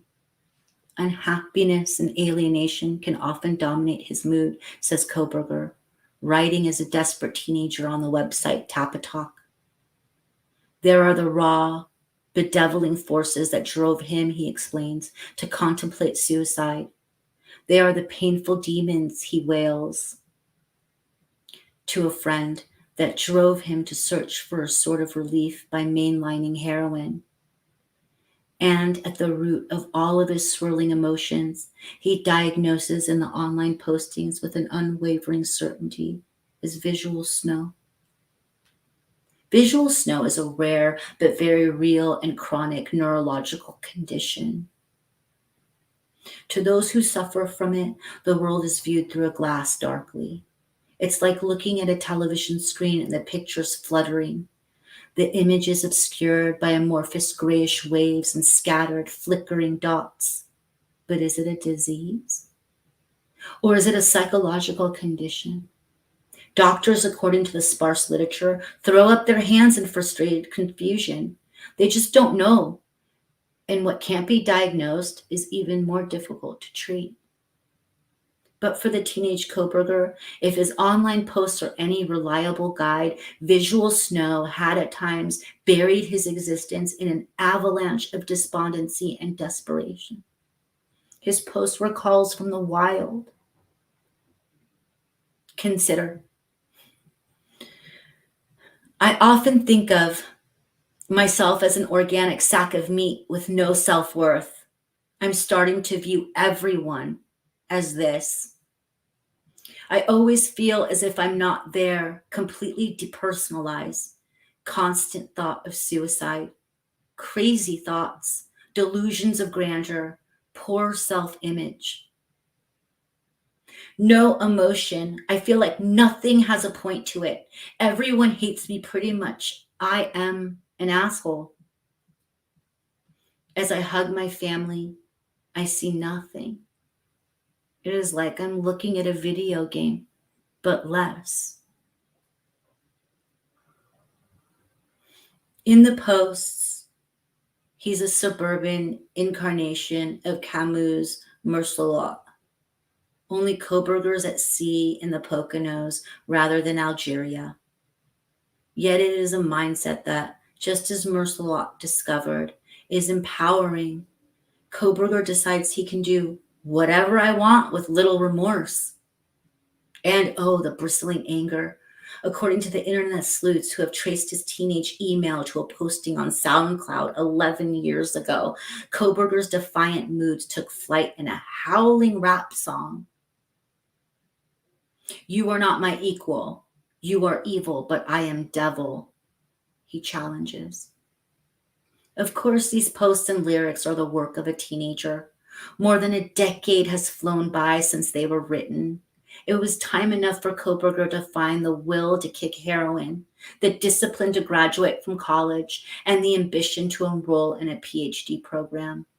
Nevertheless, perhaps an anguished post and the ferocious songs are also a warning. Out of words come events. The future cannot exist without having been envisioned in the past. And one more puzzlement in this case must be confronted. Are these teenage thought dreams the imitations of an adult future? For the hunters, meanwhile, it was a time of preparation. And as a result, in the antsy days following the Koberger's arrival, at last, in the Poconos on the afternoon of December 16th, the Moscow police suffered through variable moods. There were bursts when there was no denying that a great push forward was underway. Corporal Brett Payne, the PD's lead investigator, obtained a search warrant, and then a day later, on December 23rd, he received the records of Koberger's cell phone for 24 hours before and after the homicides. With the help of the FBI, this information was employed to plot a map that intensified suspicions. After cell phone towers near King Road House lost all track of Koberger's phone at about 3 a.m., was it shut off? Left at another location? His phone suddenly jumped back to life in the wee hours of the morning, not long after the murders, and his car was tracked heading south from Moscow just after 9 a.m. that same day, nearly 2 hours before the police were summoned. He was tracked to the neighborhood of the killings. The murderer returning to gaze at the scene of the crime. Payne could only wager a guess, but according to the now confident buzz going through the PD, this was a bet he'd take. On the other hand, it was also a time of disappointment. Just as the case was nearing the finish line, cops in Moscow moaned they had no choice but to hand it off to the Pennsylvania State Police. Kohberger was now on the States playing field. They'd be the ones who take the ball over the goal line. Major Chris Paris had been handpicked by the FBI to run the op for the States, and he was a shrewd choice. He looked like a linebacker, and he did have a gruff, no-nonsense edge. But he was also a thoughtful, scholarly man. He graduated magna cum laude from the University of Scranton, and he went on to get a law degree from Temple. And perhaps most valuable, given the circumstances, Paris possessed a lawyerly sense of discretion. He shared the secret that a suspect was in the crosshairs with just an 8-person working group, a leak, a whisper, and the whole case might be blown. For although Kohberger was apparently unaware of it at the time, the States and the suspect were playing an intricate game of cat and mouse. There was Kohberger, observed taking his Hyundai in for servicing at a garage in Effort, Pennsylvania, not far from his parents' home. Next, he's spotted wearing gloves as he gives the vehicle a meticulous cleaning. And of course, these are actions that can mean nothing or everything. It just depends on the preconceived notions that influence your judgment. A little harder to dismiss, though, is Kohberger sneaking over to deposit some trash in a neighbor's garbage pail at around 4 a.m. one morning. Getting rid of incriminating evidence? Just a bit of mischief. Once again, evil is in the eye of the beholder. But all of this was before the Great Trash Robbery. That was what some wags at Troop N, the state police barracks that was running the surveillance op, later dubbed the Pliff Ring. On December 27th, Major Paris received a request from the FBI to plunder the trash bins outside the Kohberger residence. That same day, once the States were certain no one was looking, 2 troopers swooped in and made off with a pile of Kohberger's family detritus. The parcel was quickly shipped across the country to Meridian, Idaho. There, at the Idaho State Police Crime Lab on South Stratford Drive, a forensic team went to work sorting through the trash. It turned out to be a treasure trove. For all along, the Moscow police had been holding on tight to a second secret, one that was no less charged than the statement from the eyewitness. Guess what it is? A knife sheath stamped with the U.S. Marine Corps Eagle, Globe, and anchor insignia had been found lying on the bed next to Madison Mogan's bloody corpse. And from the sheath's button snap, a speck of male DNA had been recovered. It was a minuscule sample, but it was all that was needed. When compared to Michael Kohberger's DNA lifted from the garbage that had been carried off, it proved nearly conclusively. The techies confidently rejoiced that it was his son's DNA on the knife sheath. Next day, December 29th, a triumphant Brett Payne sat down to finalize the arrest warrant for Brian Kohberger. When he was done, he had no time to enjoy his moment of high achievement. Instead, full of a tense urgency, an animating conviction that every moment counted, he hand-delivered the 18-page document to the courthouse. Moments after Judge Megan Marshall signed off, a call was made to Pennsylvania. "It's a go," Major Paris was told. Dynamic entry is only used to serve an arrest warrant when the threat matrix is code red. You go in with overwhelming force, pounding down the doors, breaking windows, and setting off explosive devices. The strategy is meant not just to surprise the suspect, but also to scare the living daylights out of him. Because there's one thing that's always rising up in the mind of any tactical cop charging through the front door. If the target's waiting inside to ambush you, it doesn't matter too much what sort of tactics you use. This is his turf. He has the advantage. And if he's determined not to give up without a fight, bad things can happen. At just after midnight on December 30th, a Pennsylvania State Police Special Emergency Response Team, CERT, assembled at the gray barn-like Troop N barracks in Hazleton, Pennsylvania. There were about 24 of them, the usual 16 entry team members and maybe 8 sharpshooters, and they were packing. Glock 40 caliber pistols were generally the weapon of choice, and the point men as a rule carried 2 pistols.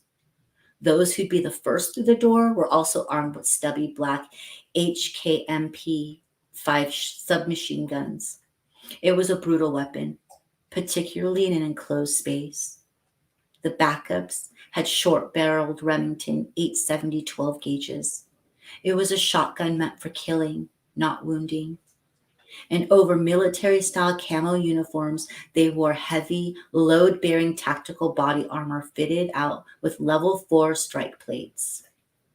The early morning arrest of Brian Kohberger would be code red op, dynamic entry, all the way. The CERT team piled into a couple of specially outed Ford E350 extended body vans for the ride to Albertsville. Troop N stadies followed as backup. All in all, there were about 40 officers. It might as well have been an invading army. They were ready for a fight. But as the force approached the pretty community dotted with playgrounds and volleyball courts where the Kohbergers lived, the lead van came to a sudden halt. The entrance to Indian Mountain Lakes was blocked by a pair of white boom gates. A code had to be entered into the sentry box for the gates to rise, and none of the heavily armed men had the code.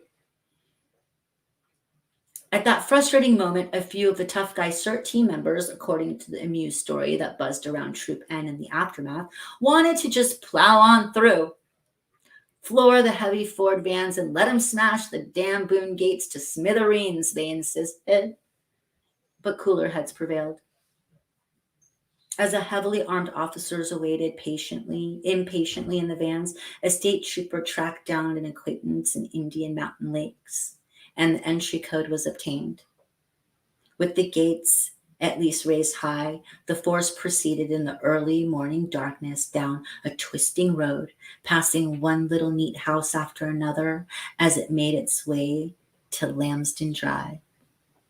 It was so quiet, it seemed as if the cocking of a single rifle would rouse people from their slumber. But then all hell broke loose. A door flew off its hinges, windows shattered, explosive charges boomed. The CERT team stormed the stunned Kohberger's white clapboard home. In the end, without a single shot being fired, Brian Kohberger was let off in handcuffs. Jason Labar sat in his third-floor office overlooking Main Street in downtown Stroudsburg, Pennsylvania, waiting for it to get dark. He figured that'd give him the best shot of making his way to the Monroe County Jail without being followed by a pack of nosy reporters. Because since early that morning, December 30th, Labar, the chief public defender in the country, a lawyer whose family's deep roots in the area reached far back to the colonial times, had awakened to the news that he would be the attorney of record for the most infamous prisoner in the nation. He'd be representing Brian Kohberger in the hearing for his extradition to Idaho.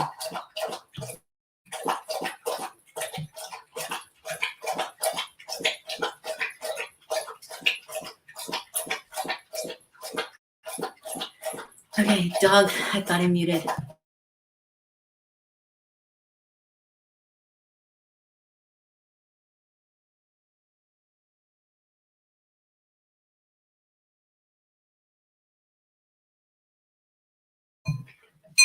Yeah, it's just gonna happen until it's empty. Okay, we good, bud? We good? We good, Holly? You good? All right. Yet it had seemed first to the gleeful Pennsylvania authorities that a lawyer might be unnecessary. In the hours after his arrest, Koberger had genially agreed to talk to the police. He said that of course he knew about the 4 murders in Idaho. Everyone in the area did. After all, he explained, he lived only about 10 miles from the murder house, and he kept on talking, steadfastly denying any involvement in the events for about 15 minutes. But as the eager interrogator's questions grew more pointed, Koberger said, enough. He wanted a lawyer. Only he couldn't afford to pay for one. That was when the call went out to Labar. He was a logical choice. Not only was he the chief public defender, but in the decades of practice, he'd appeared before courts in more than 20 capital cases. He knew the territory. And not least, he was a local guy. A star 3-letter man in his day at Bangor High School, recently elected to the school's athletic hall of fame. He could handle the pressures that had come with this sort of case. Still, when Labar got the call, his first reaction, he'd say, was surprise. Like everyone else, he'd been following the events in Idaho, but he never could have imagined the trail would lead across the country to his own backyard. But Friday was a half day at the office, and instead of going home at noon, he closed the door and prepared for his first meeting with his new client. He needed to check the Idaho extradition statutes, and he wanted to make sure he went into the conference with a firm agenda. There was a lot that needed to be done, and there was no knowing how much time he'd have before the authorities hauled Koberger back to his cell. But first, Labar waited for it to get dark. His strategy worked. On the short drive over, he kept checking his rearview mirror, but there was no one on his tail. And so it was just after 5 p.m. on an already pitch dark December evening when Labar finally sat across from Koberger. The conversation went on for about an hour, and afterward, Labar was willing to share a bit of what had been discussed. He started in, the lawyer said, by making it clear to Koberger that he would be representing him just in the extradition hearing. Therefore, he didn't want to hear any of the specific details about the case. He did, however, want to know if his client was willing to release a statement to the press. Koberger quickly agreed. In fact, he was adamant. He was determined to make sure people knew that he was eager to be exonerated. Koberger also insisted, as Labar reported, "This is not me." He denied being the murderer or having any specific knowledge of the crime. Labar also released a statement from Koberger's family. "First and foremost, we care deeply for the 4 families who have lost their precious children," it read. "We have fully cooperated with law enforcement agencies in an attempt to seek the truth and promote his presumption of innocence rather than judge unknown facts and make erroneous assumptions." The lawyer was struck by how calm and intelligent Koberger appeared. The gruesome crimes he had been charged with, the lawyer remarked with a clear sense of wonder, seemed a little out of character. And so, the next day, in his formal statement to the press, Labar sternly lectured, "Mr. Koberger has been accused of a very serious crime, but the American justice system cloaks him in a veil of innocence. He should be presumed innocent until proven otherwise, not tried in the court of public opinion." Then, within days, Labar was off the case. On January 4th, shackled and in a red jumpsuit, Koberger was flown in a tiny fixed-wing single-engine Platitis across the country. The plane landed at Moscow Pullman Regional Airport, the same airport where only about 3 weeks earlier Michael Koberger had arrived in anticipation of a road trip with his son. Bad facts is a phrase defense lawyers like to bandy about. It's a term that's meant to draw a distinction between what is objectively real and what is subjective opinion. Just because the prosecutor says it's true, well, that doesn't make it so. And the bad facts riddling the probable cause affidavit that police used to obtain Koberger's arrest, as well as those in the laundry list of seemingly provocative items found in a search of Koberger's apartment in Washington, are indeed disturbing. Item. The affidavit cites a shoe with a diamond-shaped pattern similar to the pattern of the Vans type shoe style found at the scene of the crime. Well, does Koberger own a pair of Vans? And even if it's established that he does, there's a photo that shows at least one person in the house on King Road wearing Vans prior to the murders. Item. The cell phone tower data that links Koberger to the scene of the murder is more than an approximation of his whereabouts than an exact location. And being in the vicinity is not at all the same as being at the scene of the crime. More damaging, the affidavit, with a remarkable candor, admits to some confusion in this sort of analysis. Investigators found that the 8545 phone, Koberger's phone, did connect to a cell phone tower that provides service to Moscow on November 14th, 2022. But investigators do not believe the 8545 phone was in Moscow on that day. Huh? The prosecution is stating that the cell phone evidence is correct only some of the time. How's that going to fly with a jury? Item. The white Elantra. While there are photos of the car zooming through the Moscow streets on the night of the murder, there's no clear photo of Koberger at the wheel that evening. Not a single one. Item. The DNA on the knife sheath snap. It's apparently touch DNA. That is, it's derived from a fingerprint rather than a drop of blood. And that's pretty shaky evidence. More often guesswork than science. The courtroom reality is that in case after case, touch DNA has been tarnished by a motley collection of false positive results. A smart defense attorney might argue that there's just as much likelihood of touch DNAs being accurate as the jurors winning the lottery. Who'd want to condemn somebody to execution based on those odds? Item. The eyewitness identification. Well, a lot of people have bushy eyebrows.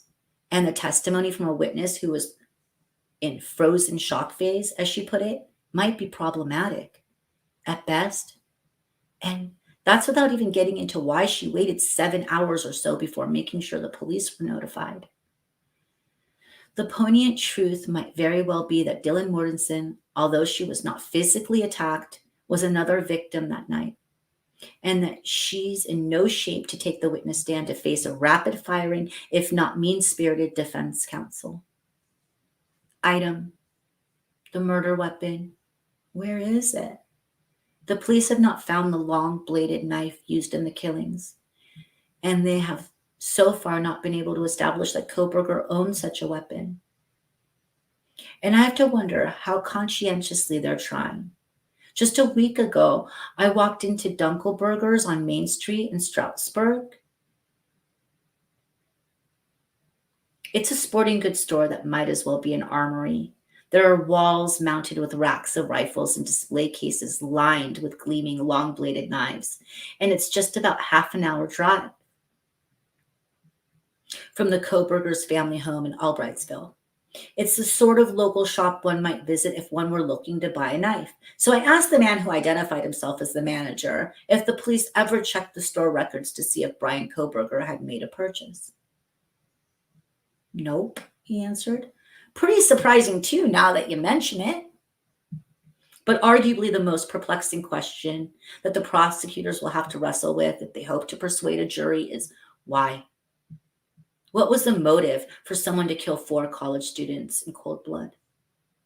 And so far, there isn't one. I'm growing increasingly convinced that they will never find one, at least not a motive that's grounded in common sense logic. Motive, as in a reason, though, that might be another story. And so I find my thoughts being drawn back to the body cam footage of the police shot at the King Road house on a Thursday night in late September, less than 2 months before the murders. 3 officers were responding to a noise complaint an annoyed neighbor had made. The neighbor certainly had good cause. The house was jumping. There was a tumult of blasting music and high-spirited, attractive college kids wandering in and out of a 3-story home. 6-packs and empty Truly cans were scattered about.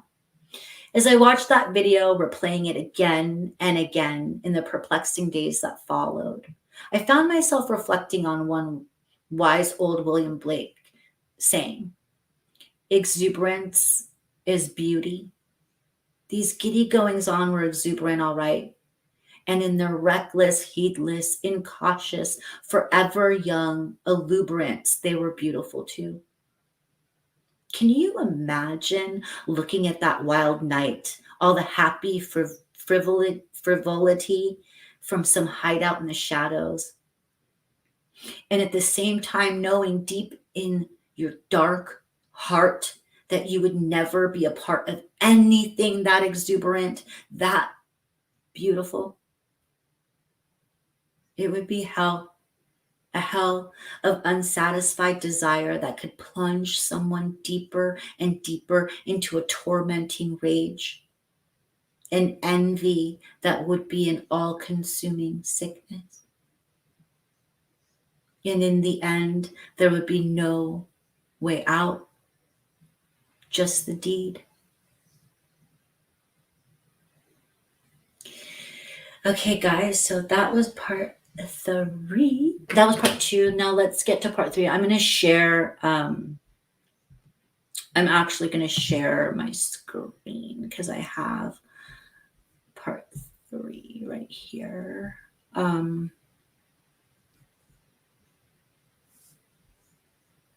just have to go back to you guys, find you guys. Okay. I hope everyone's hanging in there. I just need to, it's been 2 hours. Okay, so this is going to be really quick. It's like I said, like a 10-minute read. So like stretch, like while I say like. Okay. Share screen.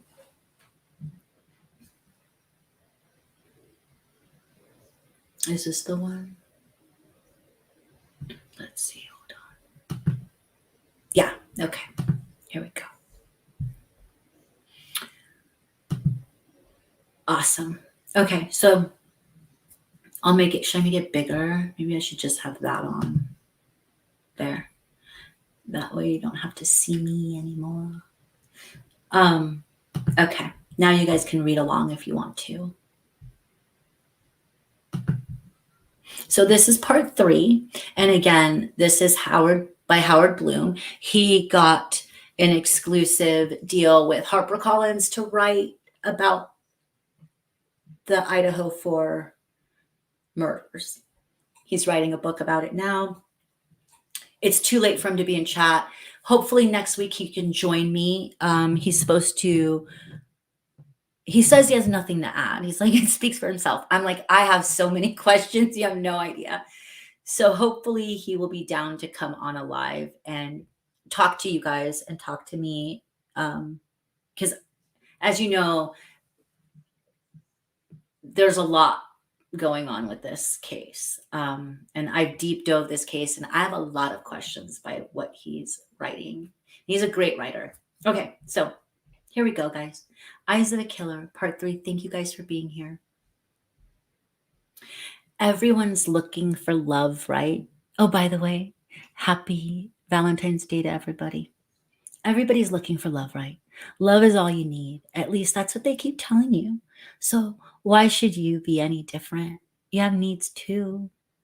So you just sit in your room and scroll through Facebook or Insta or Talk, and there they are. It might as well be Tinder, all of them looking so pretty. And here's the best part. They don't have any idea you're staring at them, following their every post, checking out every move they make, every tasty smile they flash. It's your reassuring secret. Because if they don't know, they can't turn you down. There's no one smirking, telling you to get real, dude. There's no one telling you to get lost. So you just keep looking and looking and looking. And you keep thinking, I want it. I want it. I want it. Only you know what they're thinking. You can't have it. You want to bet? Yes, it might very well have begun like that. Defiance born out of desperation. Still, of course, it is an impossibility to glimpse into Brian Koberger's chaotic internal world. 1 second, guys. I have to come back to the screen and mute because my dog is playing. He's really upset. Holiday.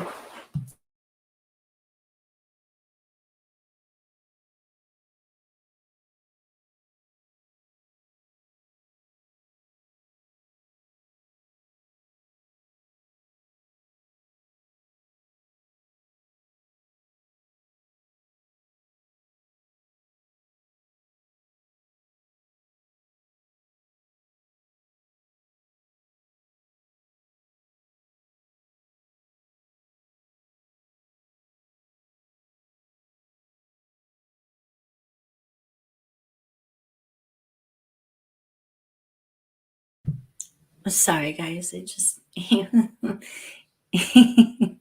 Okay, we're done with that. He's just a puppy in a 12-year-old senior's body.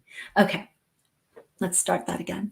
Yes, it might very well have begun like that. Defiance born out of desperation. Still, of course, is it an impossibility to glimpse into Brian Koberger's chaotic internal world?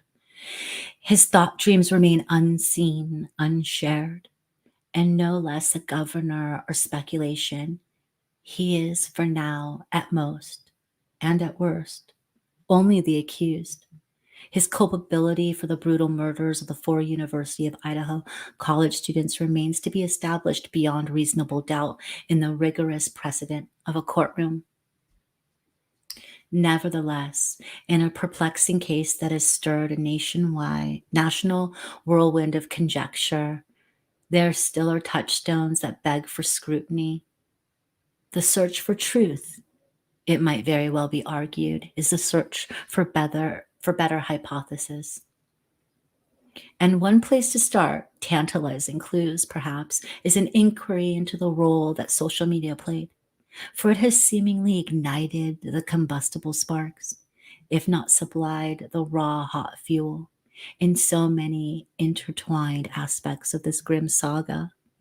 From the fanciful plotting of the murders, to the dogged hunt for a killer, to the nasty, overwrought diatribes pointing accusatory fingers at innocents, to the insolent, snarling attacks on those who dare to dip into the murky trough that contains the submerged secrets floating below the surface of this horrific crime. All coalescence in a single intriguing premise. We are living through one of the first major crime stories of the social media age, and the internet, for better or worse, has changed the narrative entirely. At precisely 8:57 p.m. on the last full day of her life, in the midst of a busy Saturday bustling with the flurry of convivial activities generated by a football game in a college town, Kaylee Gonsalves paused before going out for a night at the Corner Club bar with her best friend, Madison Mogan. She posted a series of photos on her Instagram account, which she captioned, "One lucky girl to be surrounded by these people every day." These photos are a cheery collection of 6 college kids, the youngest 19, the oldest 21, bursting with bright-eyed good looks and future promise. They were meant to be, it appears, visual testimony to the fun the students were having, to the blessings of a munificent life had generously bestowed upon them. In those frozen moments, it seems incredible, no, impossible, that within hours 4 of them will be dead. How could destiny be so unforgiving? How could it even summon up the malicious power to overwhelm such simple joy? Yet, of course, fate had, as always, the last cruel laugh. It is now forever part of the dismal history of our time that Ethan Chapin, Xana Kernodle, Madison Mogan, and Kaylee Gonsalves, in the gray half light before the dawn of the following day, were ruthlessly murdered by a knife wielding assailant. And it is a tragedy that has bestowed an anticipated significance on one of the most frequently reproduced photos from Kaylee's last day trove. In retrospect, one can almost hear a muffled drum beat of the cataclysm that is surging relentlessly forward.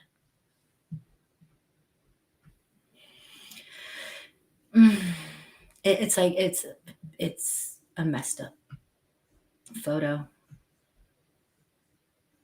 At the time, though, it might have seemed nothing special. One more glimpse into the exuberant, self contained universe of a group of happy go lucky college students. Another post in an ongoing series that documented this merry band of brothers and sisters. In the photo, there are 6 of them posing on a narrow porch in the bright autumnal light. Yet the arrangement, however haphazard, has the imitations of a deliberate iconography. It might as well be a foretelling of what is to come. For at each end of the row, as if bookends to the main drama, are the 2 young women who will be the sole survivors of the carnage that is exorbitantly approaching. While at the center stage, directly in the camera's eye, are the 4 victims. And here too, the seeming predictive power of the images is unnerving. Maddie is balancing on Kaylee's shoulders, blonde on blonde, united and dependent on each other.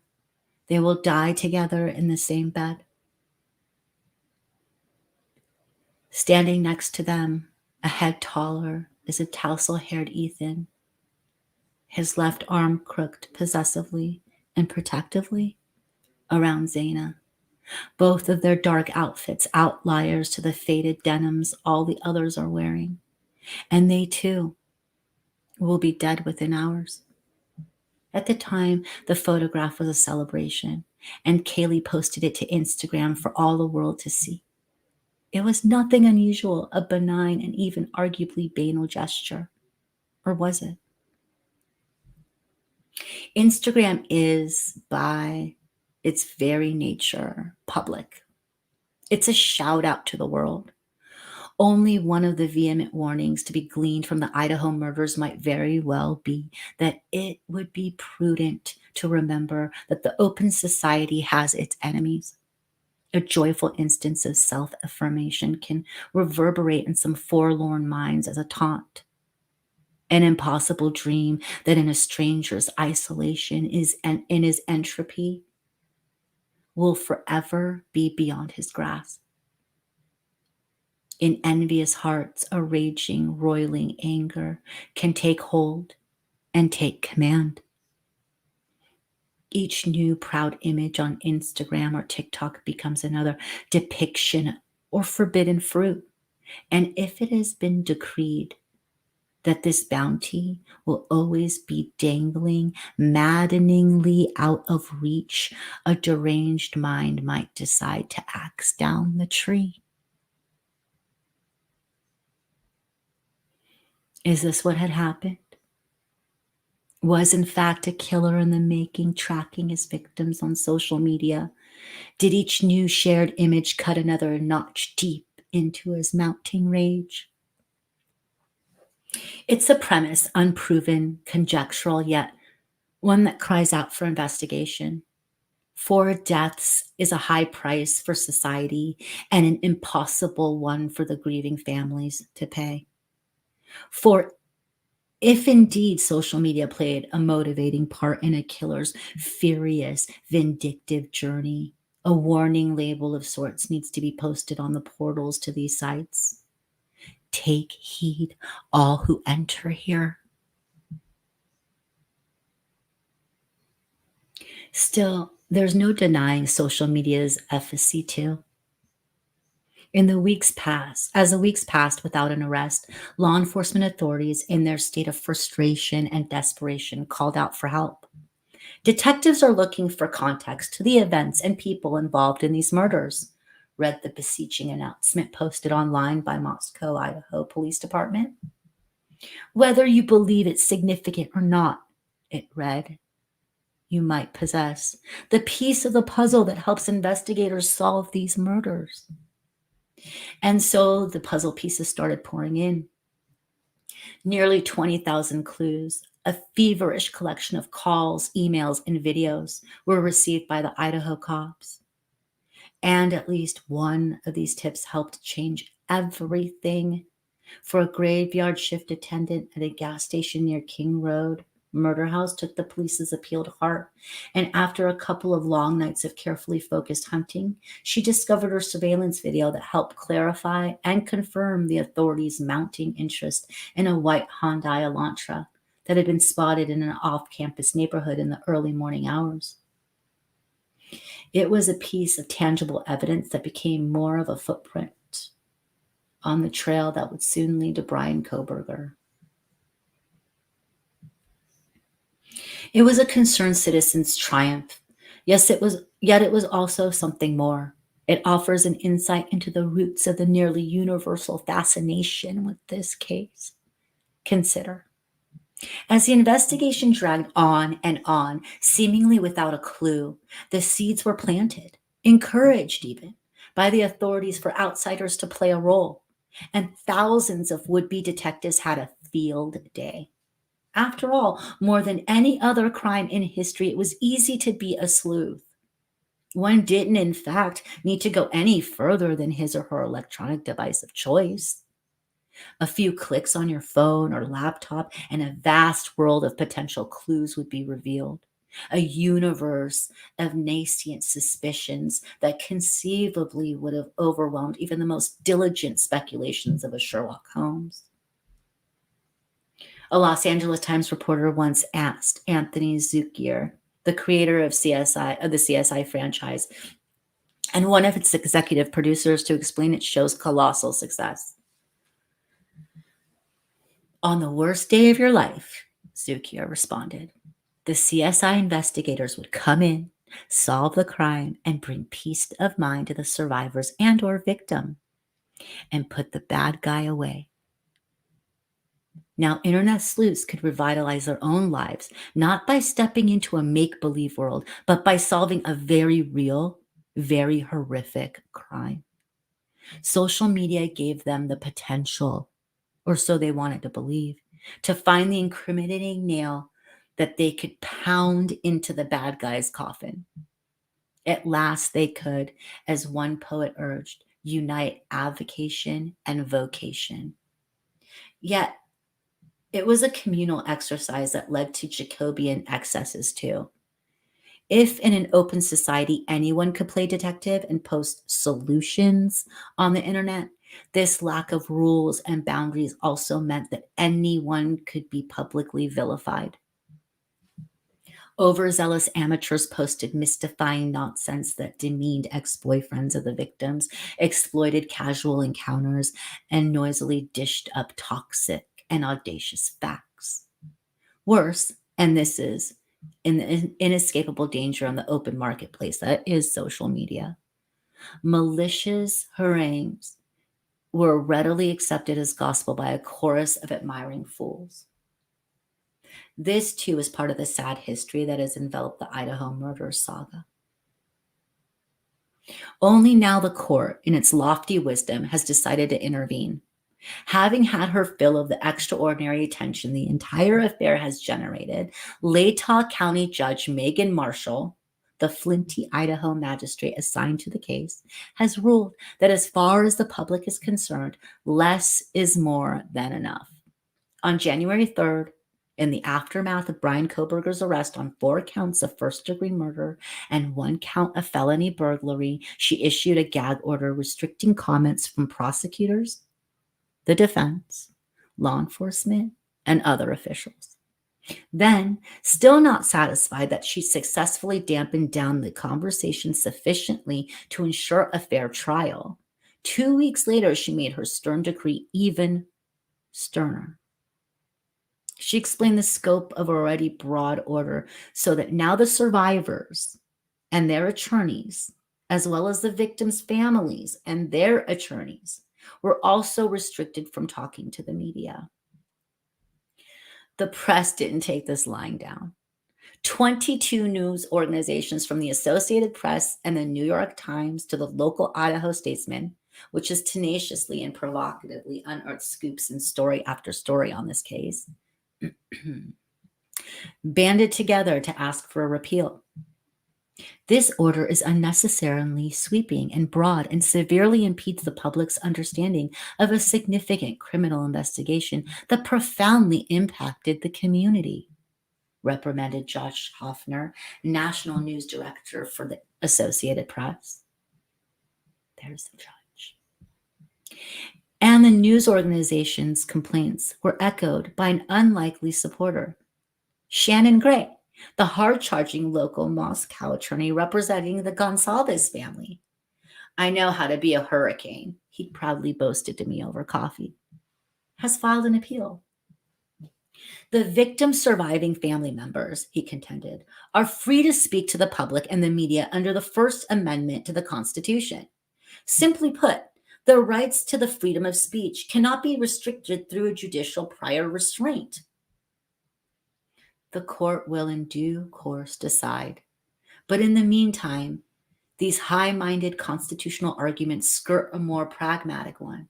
Any attempt to get at the truth, to rephrase the Washington Post's earnest admonition, dies in darkness.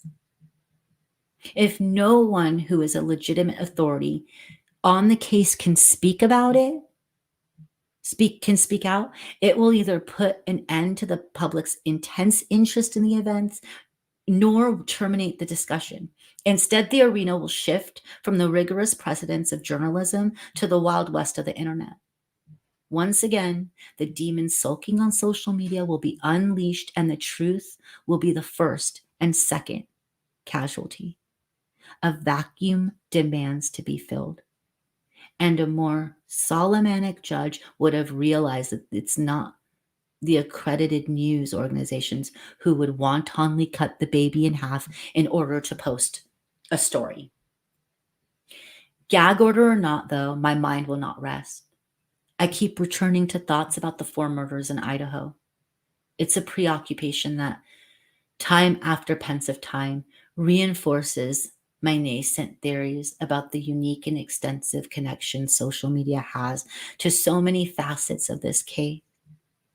It was a catalyst, I believe, that helped to bring the crime to vivid life in the killer's unsatisfied mind.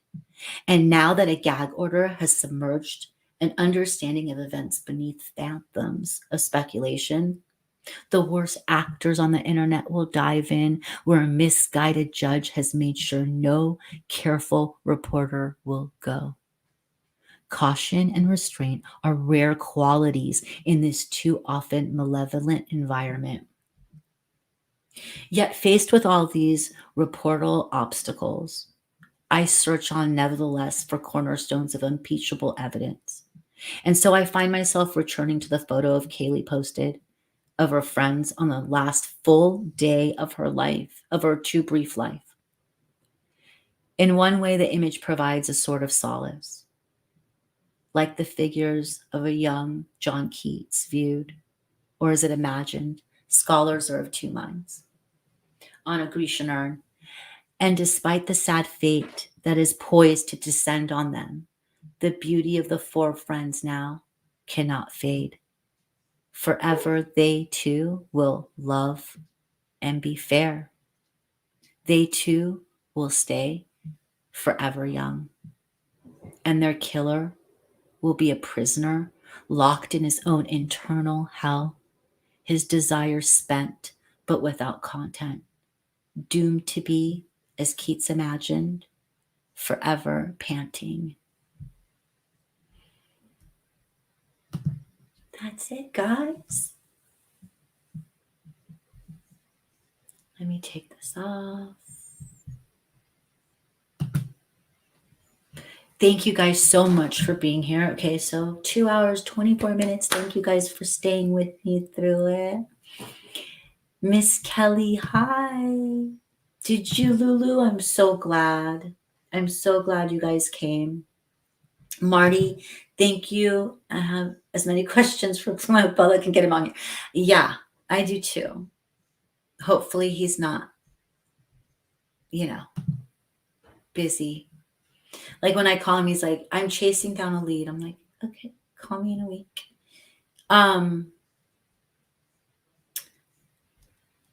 So yeah, thank you guys so much for being here. And thank you guys. Thank you to the mods. I know that this was a little bit more than normal. Hopefully everyone was nice and not naughty in chat, right? Everyone was good? I'm gonna eat. Thank you, Donna. Thank you, Alice. Thank you, Lizette. Michael, wasn't that it was written well, wasn't it? SW Firefly. Thank you. Aussie, thank you. Genevieve, thank you for becoming a member. I can see green. I mean, you guys are amazing. Was it great? Thank you. Vicky. Vicky says, Michigan State University shooting police getting ready to make an update statement. What? Really?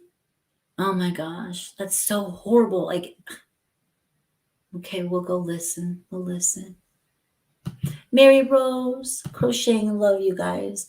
You guys, seriously, thank you so much for being here. Oh my God, Mama Mia. Love you, Mama Mia. Thanks for coming. Thank you guys so much. There's an active shooter. Okay. Thank you, Pharaoh. You had good company. I think chat must have been like really good, you guys. Huh? I couldn't participate, but I had to. You fell asleep twice. Oh my God. Hi, Dr. Latina. Thank you for being here. Yes, I'm glad you guys, like, if you fall asleep, that makes me so happy. Love you, Boston. I love it. I love people falling asleep. Yes, we'll do that. Kendra, thank you. Thank you so much. It's on Fox. Okay, we'll check it out. Well, let's go watch the news. Happy, happy, happy Valentine's Day to you guys. Hope you guys find everything you're looking for with love. Mariette, thank you. Thank you so much. Appreciate you. And just, whether it's your mom or whatever, like whoever you want to give love to, just it's like feels better, right? They say you have more muscles, like it's easier to smile than to frown. He took the crowd away. Really? Remember Columbine and the fresh fallen snow the next day? I don't, but that's interesting. That's really interesting. Okay, you guys, go watch whatever you want. If you want to watch about the shooting that just happened, I'm so sorry. Let's pray for those families. Also, before I forget, today, it's still today here. It's not Valentine's Day. Marked the 6-year anniversary of the killings of Libby and